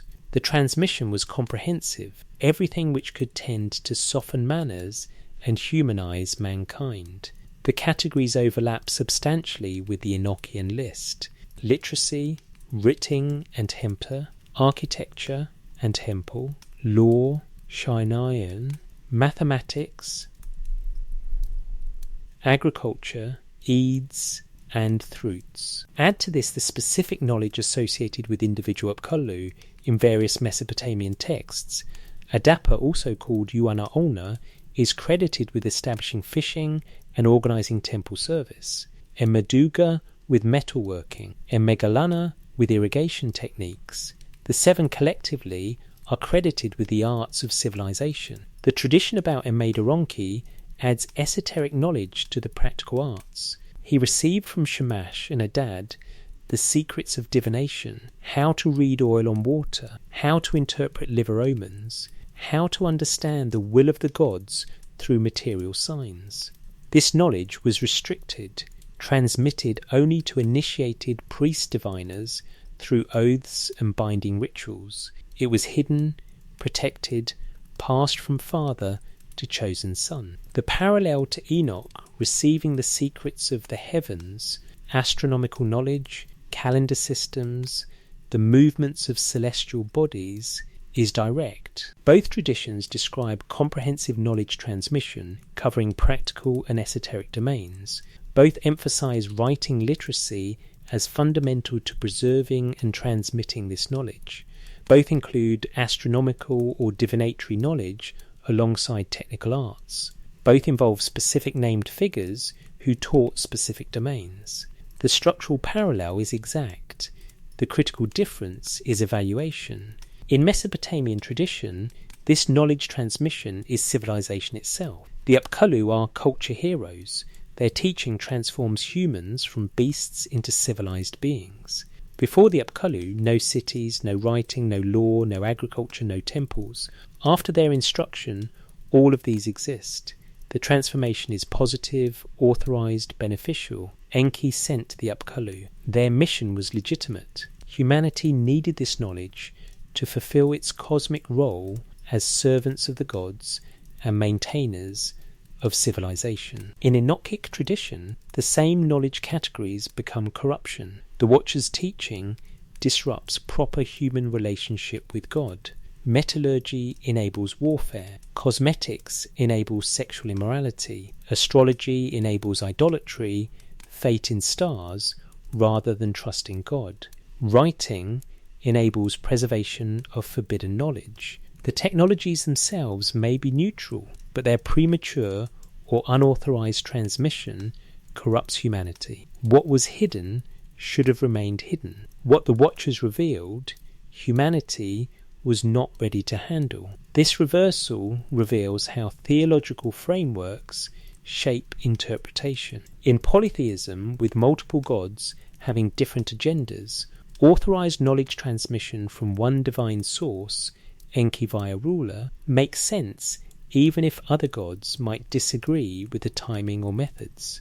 Divine politics allows for complexity. Knowledge transmission can be both beneficial and problematic simultaneously, depending on perspective. In monotheism, where one god has ultimate authority, knowledge transmission from beings other than God, or God's explicitly authorized agents, becomes by definition unauthorized.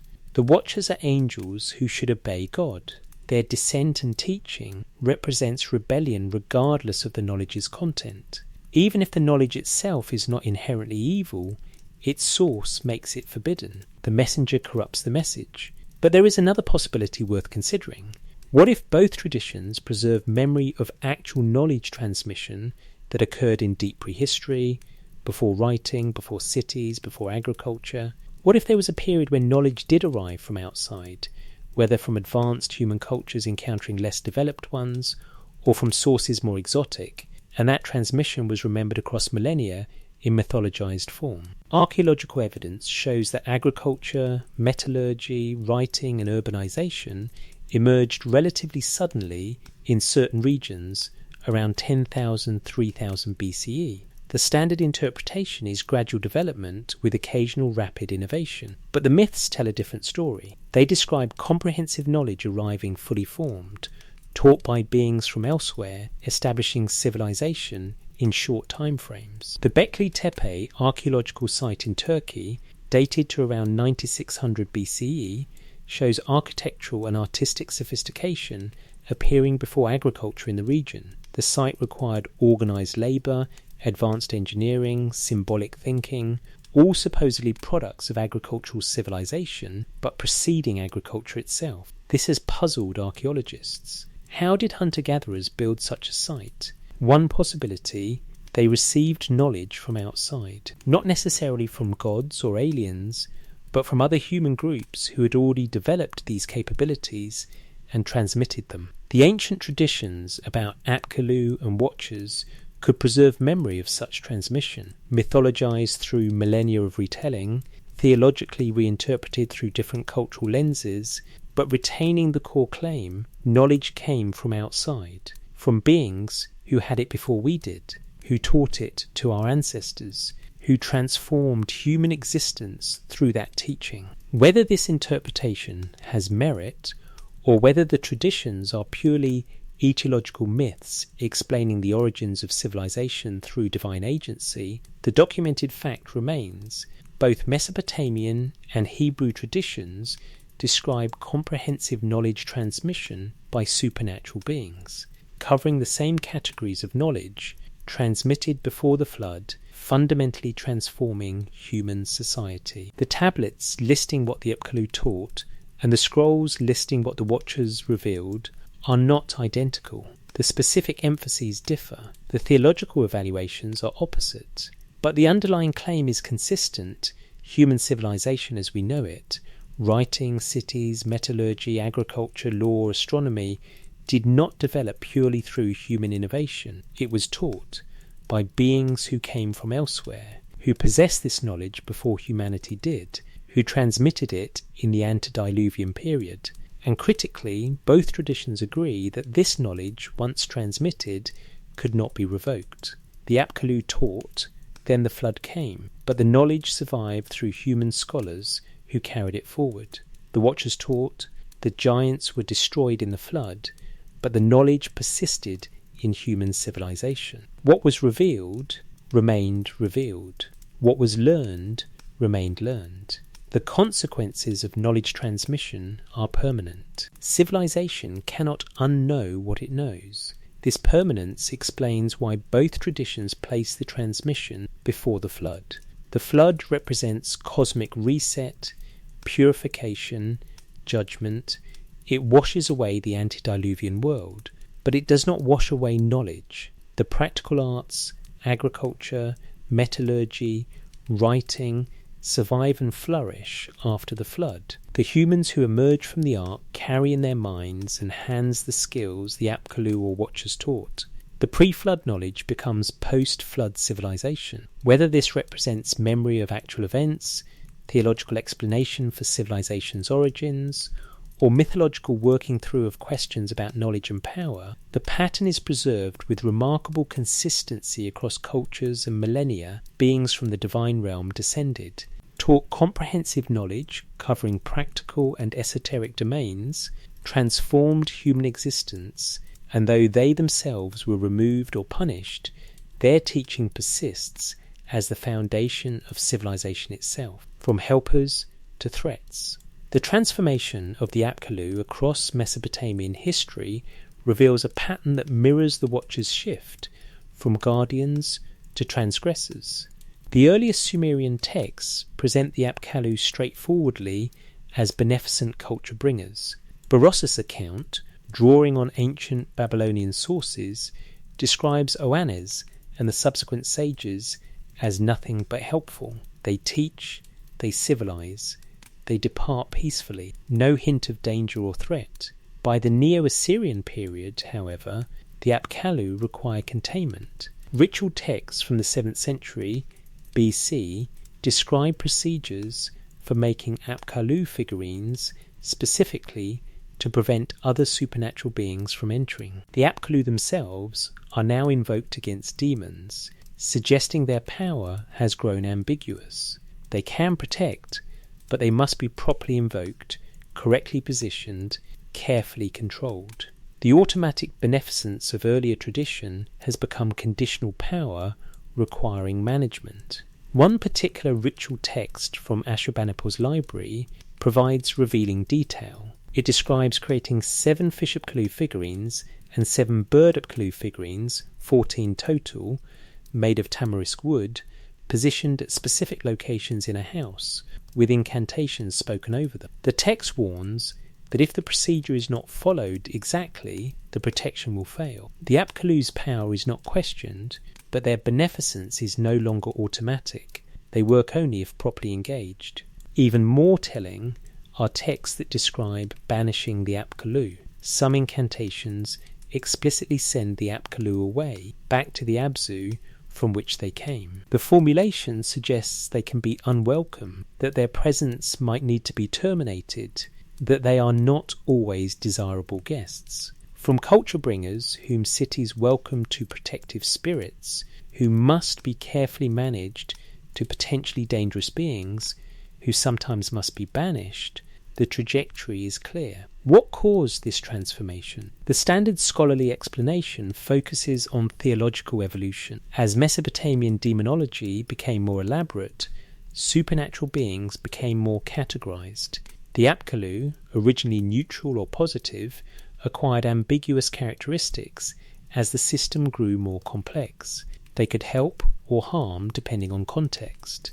Their power, like all supernatural power, required proper ritual engagement, but there is textual evidence suggesting the transformation had narrative causes within the mythology itself. Later Mesopotamian texts, particularly from the 1st millennium BCE, associate some Apkallu with transgression. One tradition blames the Apkallu Nungul Pirigoldim for bringing the flood by revealing improper things or improper speech. Another text suggests the Apkallu taught sorcery that humans used for evil purposes.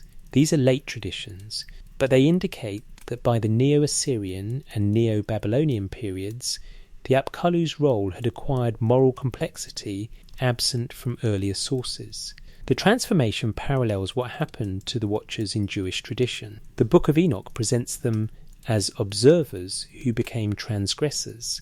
They were set to watch over humanity, a protective, guardian function. The Hebrew term ru'an suggests vigilance, attentive observation, careful guardianship.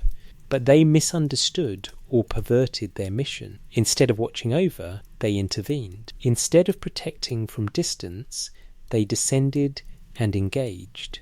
The protective function became transgressive interference. Moreover, the knowledge the Watchers taught, presented in Enoch as forbidden revelation, mirrors the ambiguous later traditions about Apkallu teaching. Both involve knowledge that is powerful but dangerous. Metallurgy enables both tools and weapons. Astrology enables understanding cycles, but also attempting to manipulate fate. Writing enables record keeping, but also sorcery. The knowledge itself is not inherently evil, but its transmission to beings not ready for it causes corruption. This suggests a sophisticated theological understanding in both traditions. Knowledge is power. Power requires wisdom to wield properly. Wisdom requires maturity and proper relationship with divine authority. The Apkallu and Watchers both transmitted power without ensuring the wisdom to use it properly. They gave knowledge to humans who were not ready, who lacked the ethical framework or spiritual maturity to handle it responsibly. The Jewish tradition takes this further by explicitly linking the Watchers' transgression to pride. They saw human women and desired them. They descended because they wanted something from the human realm. Their teaching was not purely altruistic, it served their own desires, enabling them to gain human wives by offering valuable knowledge. The exchange was corrupting precisely because it involved desire and self-interest rather than pure divine benevolence. Mesopotamian texts do not explicitly make this psychological analysis, but later traditions hint at similar concerns. When rituals warn that Apkallu must be controlled, properly invoked, sent away if necessary, they imply the Apkallu have their own agendas that may not align with human needs. They are not simple servants of the gods to be relied upon automatically. They are powerful beings whose assistance requires negotiation, offering, proper procedure. The shift from automatic helpers to beings requiring control represents theological maturation in both traditions. Early myths are often straightforward. Gods help, demons harm, humans benefit or suffer accordingly. Mature theology recognizes complexity. Divine beings have agendas, power serves interests. Knowledge transmission always involves exchange, and exchange involves both parties' desires and needs. By the time Enoch was compiled, Jewish theology had to account for the problem of evil within monotheistic framework. If God is all-powerful and good, why does evil exist? The Watcher's narrative provides an answer: angelic rebellion. Evil enters through beings who should have served God but chose transgression. They taught what should not be taught, created what should not exist, the Nephilim, corrupted what God made good. The flood cleanses the corruption, but the memory and consequences persist. Mesopotamian tradition, with its polytheistic flexibility, could attribute evil to competing divine wills. This God wants one thing, that God wants another. Humans suffer the consequences of divine politics. But even within that framework, the Apkallu's transformation from simple helpers to ambiguous beings suggests growing recognition that knowledge transmission is never simple, that power given is power that can be misused, that beings who cross boundaries between divine and human realms carry danger as well as benefit. The archaeological evidence, palace reliefs positioning Apkallu at thresholds, ritual texts specifying procedures for invoking them, incantations describing their banishment, documents this transformation physically. The Apkallu became beings of boundaries, protectors of thresholds, figures whose primary function was preventing inappropriate crossing between realms. They guard against what they themselves represent: the danger of divine-human interaction, of knowledge flowing from one realm to another, of boundaries becoming too permeable. And this is precisely what the Watchers failed to do. They were supposed to guard the boundary between heaven and earth. Instead, they crossed it. They were supposed to prevent inappropriate interaction. Instead, they engaged in it. They were supposed to protect humanity from dangerous knowledge. Instead, they taught it. Their transformation from watchers to transgressors represents the ultimate failure of boundary guardianship. The guardians become the threat they should have prevented. Both traditions, Mesopotamian and Hebrew, reach the same conclusion through different theological paths. Beings who mediate between divine and human realms are inherently dangerous. Their power to help is inseparable from their power to harm. They must be carefully controlled, properly invoked, kept in their assigned places and roles.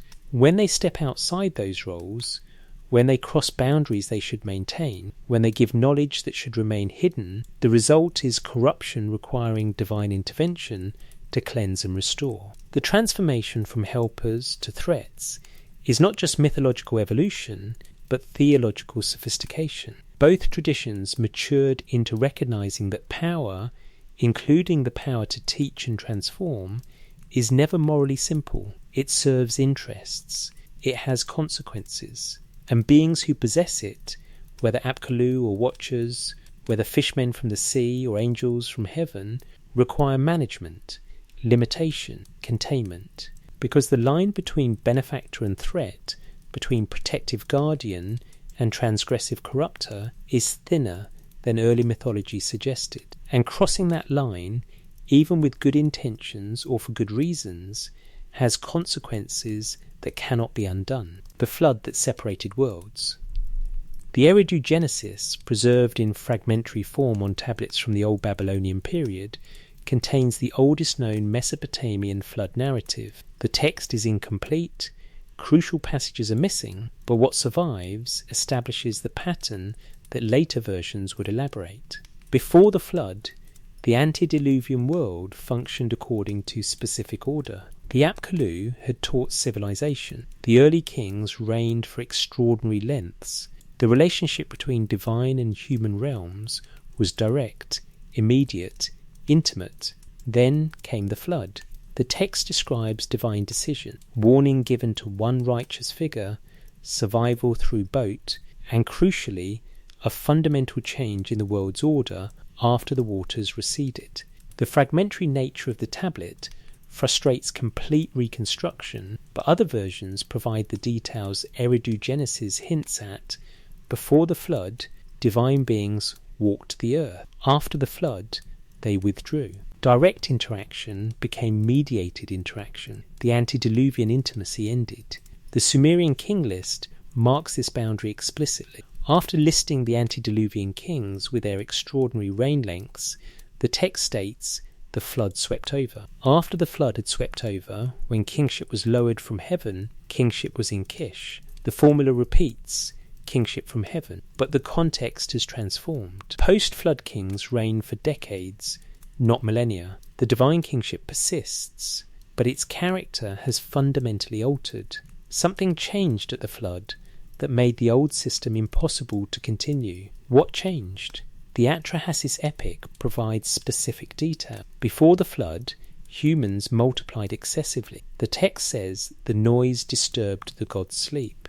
This is often interpreted as metaphor for overpopulation, but the text takes it literally. Humans were too numerous, too noisy, too disruptive of divine peace.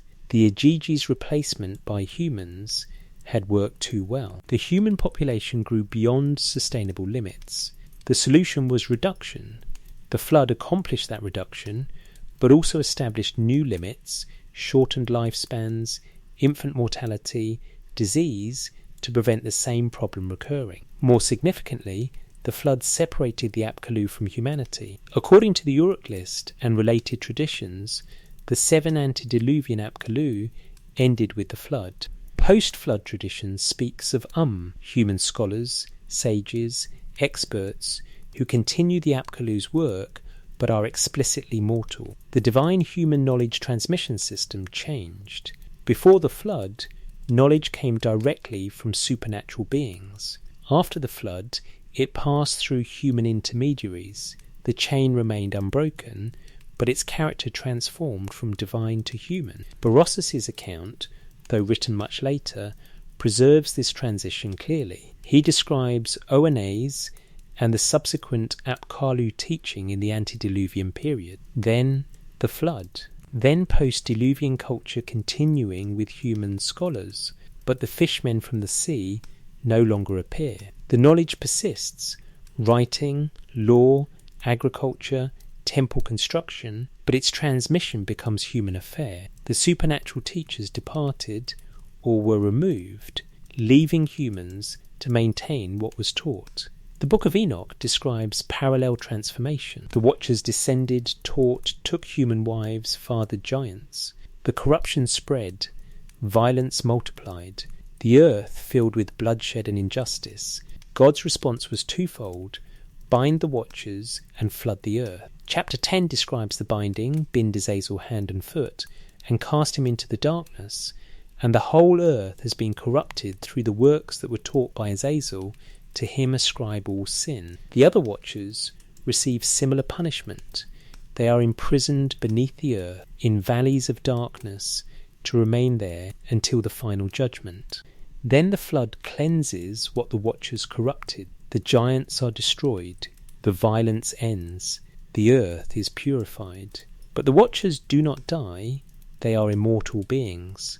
They are simply removed from active influence, bound in imprisonment, separated from the human realm they corrupted. Like the Apkallu's departure, the Watcher's binding represents the end of direct divine-human interaction that characterized the antediluvian period. Both traditions use the flood as boundary marker dividing history into two distinct periods. Before, when supernatural beings interacted directly with humanity and taught civilization's foundations, and after, when those beings were removed and humans maintained civilization through their own efforts, guided by knowledge received in the earlier age, but no longer directly instructed by supernatural teachers. This represents sophisticated historical theology. Both traditions needed to explain why the present differed from the past. Why don't the Apkallu emerge from the sea anymore? Why don't angels descend to teach humanity? Why is divine revelation mediated rather than direct? The flood provides the answer. cosmic judgment that established new boundaries, new limits, new separation between realms that had been too intimately connected. The transformation is not presented as improvement. Both traditions view the antediluvian period with ambivalence. It was a time of direct divine contact and comprehensive knowledge transmission, but also a time of corruption, violence, transgression. The flood cleanses, but also impoverishes. It removes corruption, but also removes intimacy. The post-flood world is purer, but also lonelier, more distant from divine presence.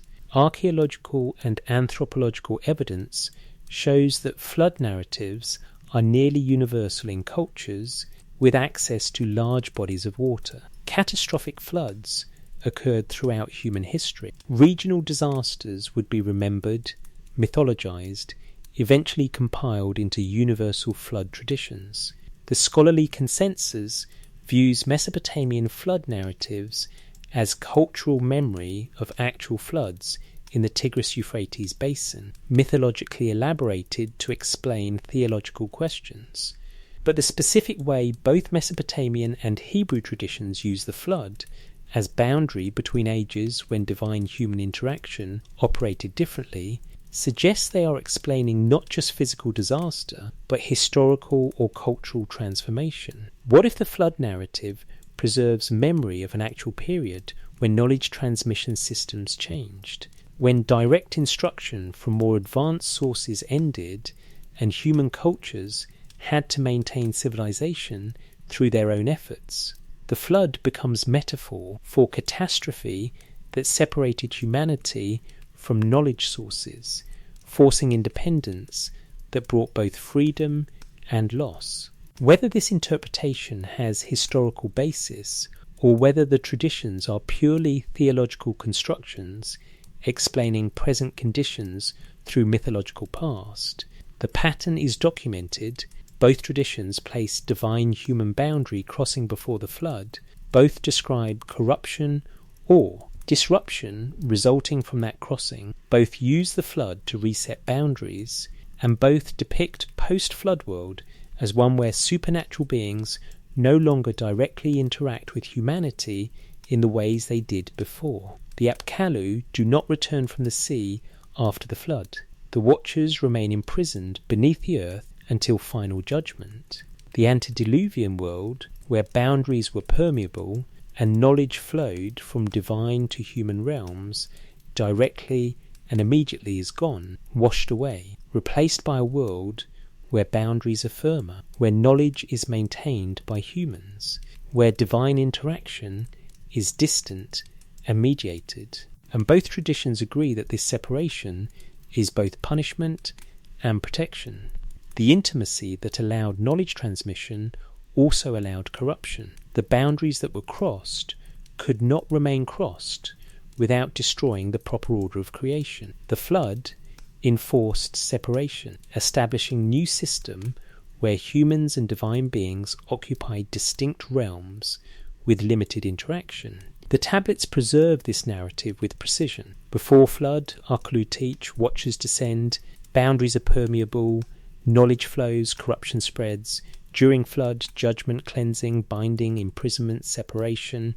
After flood, new order, firm boundaries, human maintenance of civilization, divine distance. The pattern is identical across traditions separated by language, culture, and centuries. What was lost at the flood?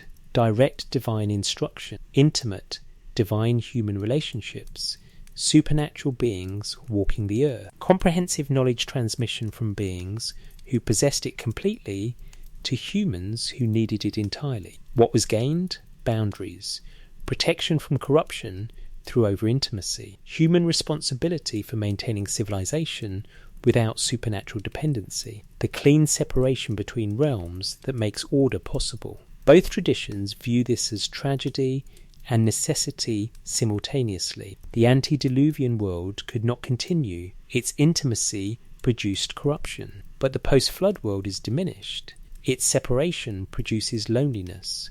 The flood marks the boundary where tragedy and necessity intersect, where what could not be preserved met what had to be established, where the age of direct divine contact ended and the age of human civilization maintained through inherited knowledge began. And in both traditions, that boundary remains absolute. The Apkallu do not return. The Watchers do not escape their binding. The antediluvian world is permanently past. What remains is memory, preserved in texts, transmitting knowledge of what was lost, warning about what happens when boundaries collapse, explaining why the present is what it is by reference to a past that no longer exists, and a flood that still separates us from it. 3 ways to read the pattern. The evidence is substantial and specific. Mesopotamian texts describe the Igigi, intermediate divine beings who laboured,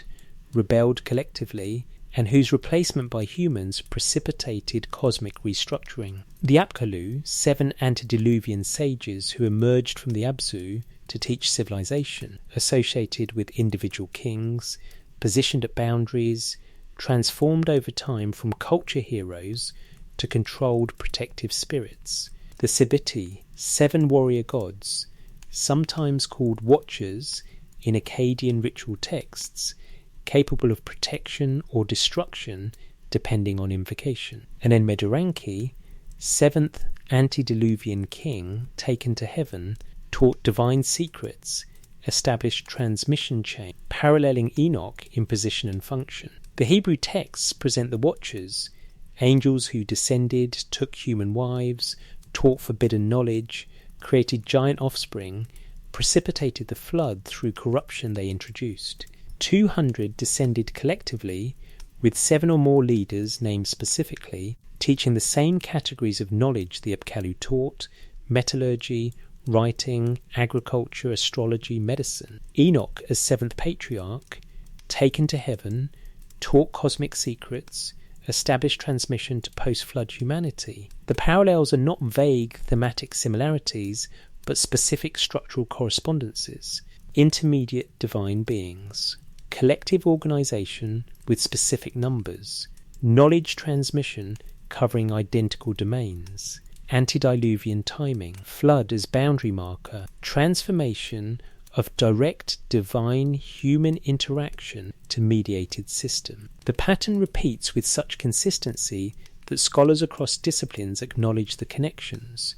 The question is not whether connections exist, but what they mean. First reading, cultural borrowing and monotheistic reinterpretation. The mainstream scholarly interpretation, articulated by Amaranius, Helga Kvanvig, and others specialising in comparative ancient Near Eastern studies, argues straightforward cultural transmission. Jews encountered Mesopotamian traditions during the Babylonian exile 597-539 B and subsequent periods of Persian and Hellenistic rule when Jewish communities remained in Mesopotamia. Educated Jews would have learned cuneiform, studied in scribal schools, encountered the standard literary corpus that included Atrahasis, Gilgamesh, the Apkallu traditions, and related texts. When these Jews compiled what became 1 Enoch, 300-100 Kamak, they had centuries of exposure to Mesopotamian mythology. They consciously adapted Mesopotamian motifs to Jewish theological framework. The Igigi became angels, the Apkallu became Watchers, the polytheistic divine politics became monotheistic rebellion against singular divine authority. But the narrative structure remained intact because it effectively explained human condition, consciousness mixed with mortality, knowledge bringing power and danger, civilization emerging from instruction rather than pure human development. This reading has substantial support. The linguistic and cultural evidence for Jewish Mesopotamian interaction is indisputable. The structural parallels are too specific to be coincidental. The chronology works. Mesopotamian texts predate Enochic material by centuries or millennia. And we have other clear examples of Hebrew tradition adapting Mesopotamian sources. The flood narrative in Genesis is transparently related to Gilgamesh and Atrahasis. The creation accounts show Mesopotamian influence. Legal codes share structure with Mesopotamian law collections. The strength of this interpretation is its parsimony. It requires no unusual assumptions. Cultural transmission of mythological motifs is well documented throughout ancient Near East. Judaism existed within Mesopotamian cultural sphere for centuries. Adaptation of existing stories to new theological frameworks is normal religious behaviour. The Watchers emerged from Mesopotamian prototypes through straightforward literary borrowing and theological reinterpretation. Second reading, shared cultural memory of ancient events. An alternative scholarly view, explored by researchers investigating oral tradition transmission and cultural memory, suggests both Mesopotamian and Hebrew traditions draw from older shared sources. The Watchers and Apkallu might not represent Hebrew borrowing from Mesopotamian literature, but independent preservation of very ancient Near Eastern traditions about knowledge transmission in deep prehistory. This reading notes that the Mesopotamian traditions themselves claim antiquity beyond writing. The Apkallu taught writing, according to Berossus, which means the tradition predates the technology preserving it. Oral traditions can maintain remarkable fidelity across millennia if institutionally supported. Both Mesopotamian temple schools and Hebrew scribal traditions maintained oral components alongside written texts. What if the pattern, supernatural beings descending before a great flood to teach civilization, represents cultural memory of actual historical processes that occurred before writing? Not literal fishmen or angels, but the mythologized memory of how complex societies actually formed. Advanced groups encountering less developed ones. Knowledge transmission from cultures that had already developed agriculture, writing, metallurgy to cultures just beginning. Trade networks spreading technologies across continents. The gradual accumulation of knowledge experienced as revolutionary by receiving cultures and remembered as teaching by beings from elsewhere. The sudden emergence of complex civilization in multiple regions around 3000 BC, cities, writing, monumental architecture, metallurgy, sophisticated agriculture, could represent the culmination of long knowledge transmission processes that earlier periods experienced more dramatically. The Göbekli Tepe site, 9600, shows organisational capacity and symbolic thinking appearing before agriculture. How? One explanation: knowledge transmission from groups who already possess these capabilities. The flood traditions could preserve memory of catastrophic climate events at the end of the Ice Age 10,000 or subsequent regional disasters that disrupted early civilizations. The claim that knowledge came before the flood might mean it came from earlier cultural phases that were destroyed or drastically altered by climate catastrophes, preserved only through those who survived and transmitted what earlier societies had known. This reading's strength is that it takes the tradition's claims of antiquity seriously without requiring supernatural elements. It accounts for the widespread distribution of similar traditions across Near Eastern cultures, and it aligns with archaeological evidence showing civilization emerging more rapidly than pure independent development would suggest, as if knowledge was spreading rather than being invented in each location independently. Third reading, documentary preservation of literal events. A third framework, held by few academics but seriously argued by some scholars of ancient astronaut theories and alternative history, suggests the texts document literal events. Supernatural beings, whether understood as extraterrestrials, interdimensional entities, or actual angels, descended in antediluvian times, taught civilization, interbred with humans, and were removed by flood or divine intervention. This reading takes the texts at face value. The Apkallu were fishmen because they emerged from water, possibly describing beings wearing aquatic suits or coming from beyond the sea. The Watchers were angels who literally descended from heaven, perhaps advanced beings from elsewhere, misidentified as divine due to technological superiority. The knowledge they taught, metallurgy, writing, astronomy, was transmitted completely rather than developed gradually, because these beings already possessed it. The flood was real, either global catastrophe or regional disaster that ancient cultures experienced as world-ending. The beings who taught pre-flood humanity were removed in that catastrophe, either departing, dying, or being imprisoned through, means the text described mythologically. Post-flood humanity maintained civilization using knowledge inherited from these beings, but no longer received direct instruction. This reading's strength is textual literalism. The texts say beings descended, taught, and departed.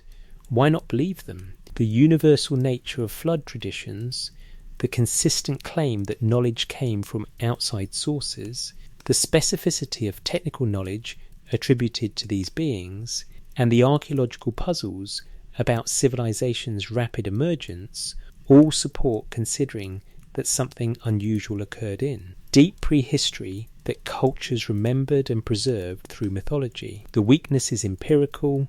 We have no physical evidence of extraterrestrials, interdimensional beings, or literal angels. The text can be explained through cultural processes without invoking unprecedented entities, and the tendency of this reading to ignore theological and literary contexts in favour of literal interpretation may miss what the texts were actually doing as religious literature, what the patterns permit. All three readings account for the documented connections between Mesopotamian and Hebrew traditions. All three can explain the specific parallels, Igigi and Watchers, Apkallu and Enoch, the knowledge categories, the antediluvian timing, the flood boundary. The evidence permits multiple interpretations because the patterns are strong enough to support various frameworks while not definitive enough to eliminate alternatives. What cannot be disputed is the pattern itself. Mesopotamian texts document intermediate divine beings who descended, taught, transformed human existence and were separated from humanity by the flood. Hebrew texts document angels who descended, taught, transformed human existence and were bound separated by the flood. The correspondence is detailed and specific across narrative structure, knowledge content, chronological placement and theological function. Whether this represents Hebrew borrowing from Mesopotamian literature, shared preservation of ancient cultural memory, or documentation of literal antediluvian events, the textual pattern is preserved with precision across languages, centuries and cultural frameworks. The tablets and scrolls document something that mattered enough to preserve carefully, transmit accurately, and maintain despite changing languages and theological systems.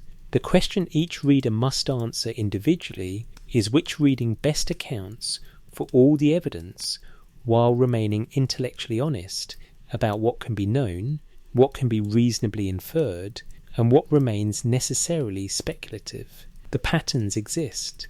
The connections are documented. The interpretations remain open to those willing to examine what ancient scribes believed important enough to press into clay and ink onto parchment for transmission to future generations, trying to understand how civilization began and what beings shaped its origins. Guardians or prisoners. The Assyrian palace reliefs at Nimrud show Apkallu figures frozen in eternal vigilance. Winged beings with ritual implements positioned at doorways carved into limestone walls that have stood for nearly 3,000 years. They face outward, protecting the threshold, preventing evil from crossing inward. Their eyes are open, their postures alert, they guard still, even though the palaces they protected are ruins, even though the kings they served are dust, even though the civilization that carved them has been replaced by others who came and went and were replaced in turn. Beneath the earth, according to the Book of Enoch, the Watchers remain imprisoned, bound in darkness, cast into valleys and pits, covered with stones and separated from light. They are not dead.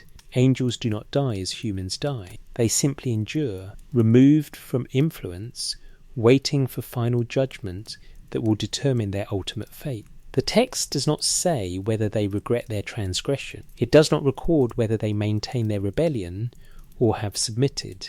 It simply states they remain imprisoned, their consciousness continuing in darkness, their knowledge and memories intact but their power to act removed, two visions of the same beings.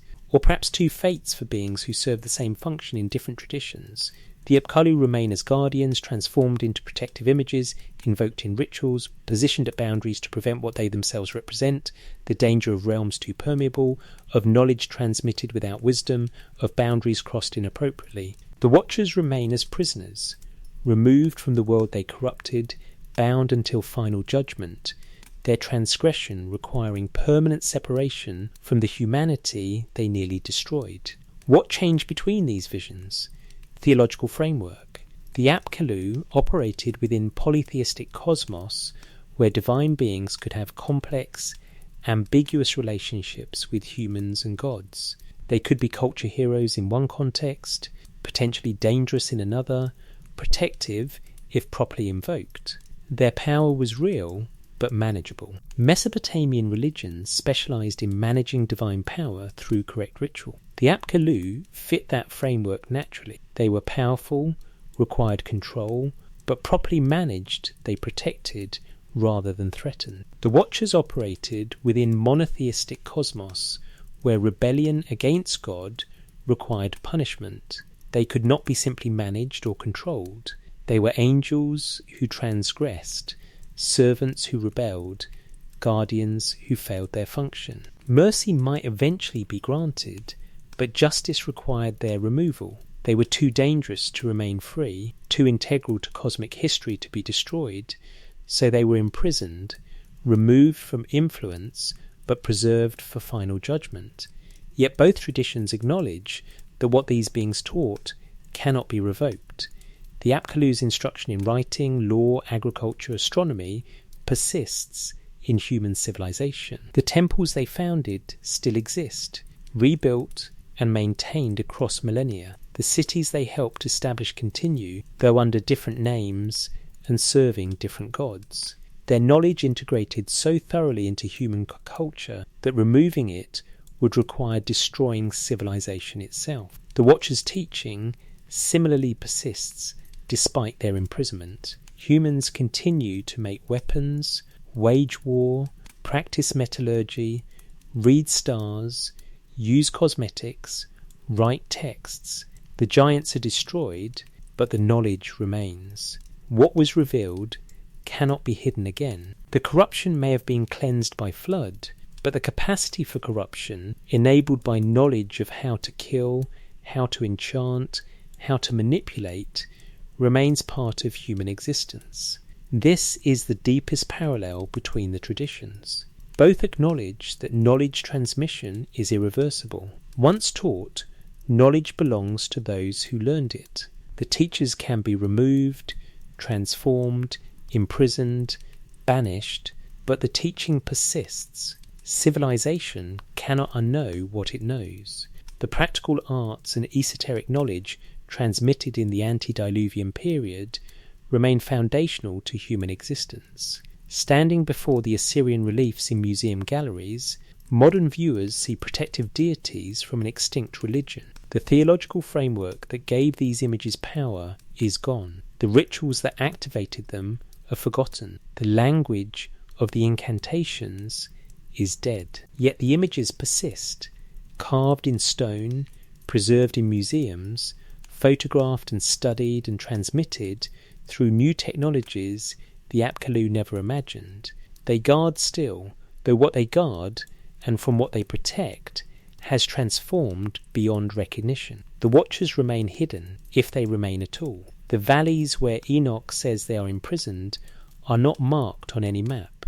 No archaeological expedition has excavated their prison. The final judgment that will determine their fate has not occurred, at least not publicly. They exist, if they exist, in whatever space imprisonment beneath the earth indicates: literal caverns, metaphorical separation, dimensional barriers, or simply the theological category of beings removed from influence until appointed time. Yet traditions about them persist. Jewish mysticism elaborated their nature. Christian demonology incorporated them. Islamic texts recognized them. Modern popular culture reinvented them. The Watchers as concept, beings who descended from divine realms to teach dangerous knowledge and were punished for transgression replicate through cultural transmission as persistently as the knowledge they supposedly taught. The story survives because it addresses something perennial, the double-edged nature of knowledge, the danger of crossing boundaries, the question of whether wisdom can be transmitted or must be earned.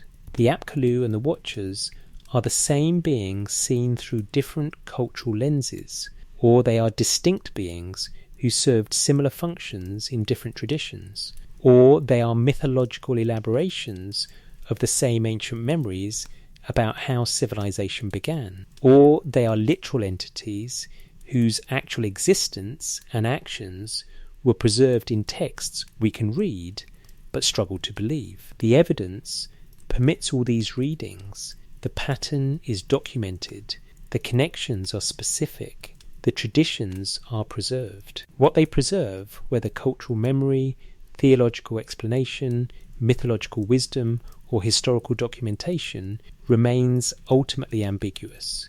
The texts do not prove, they document, they transmit, they invite interpretation while resisting definitive conclusion. What we can say with certainty is that cultures across the ancient Near East believed knowledge came from outside humanity. They preserved traditions about beings who descended to teach. They placed these events before a great flood that divided history. They acknowledged the knowledge persisted even after the teachers departed, and they wrestled with the implications, whether this knowledge transmission was divine gift or dangerous corruption, whether the beings who taught were heroes or criminals, whether their removal was punishment or protection. The Apkallu remain carved in stone, watching from museum walls, protecting thresholds in palaces that exist only as reconstructed fragments. The Watchers remain imprisoned beneath the earth, or in texts, or in collective unconscious, or nowhere at all except as stories cultures tell about the origins of what makes us human, guardians or prisoners, protectors or threats, culture heroes or cosmic criminals. The answer depends on which tradition you ask, which theological framework you accept, which interpretation of the evidence you find most compelling. The texts preserve the questions more clearly than the answers, and perhaps that preservation is itself the point, not to provide certainty, but to maintain the question across millennia. Where does knowledge come from? What happens when boundaries between realms dissolve? And what remains after those who taught are removed and only their teaching persists? The stone reliefs are cold to touch. The cuneiform tablets sit behind climate-controlled glass. The scrolls describing angelic imprisonment are photographed, digitized, translated into dozens of languages. The beings they describe, whether real, mythological, or something between those categories, remain at the edge of certainty. What is certain is that cultures believed these beings mattered enough to document them carefully, preserve them persistently, transmit them across impossible spans of time. If you're still listening, wherever you are in the quiet hours, consider leaving a comment about what resonates. These ancient questions about watchers and teachers, guardians and prisoners, knowledge transmitted and boundaries crossed, they persist because they remain unresolved. The texts document the questions. The answers remain open, waiting in the silence between carved stone and imprisoned darkness, between protection and transgression, between memory of what was and speculation about what it means.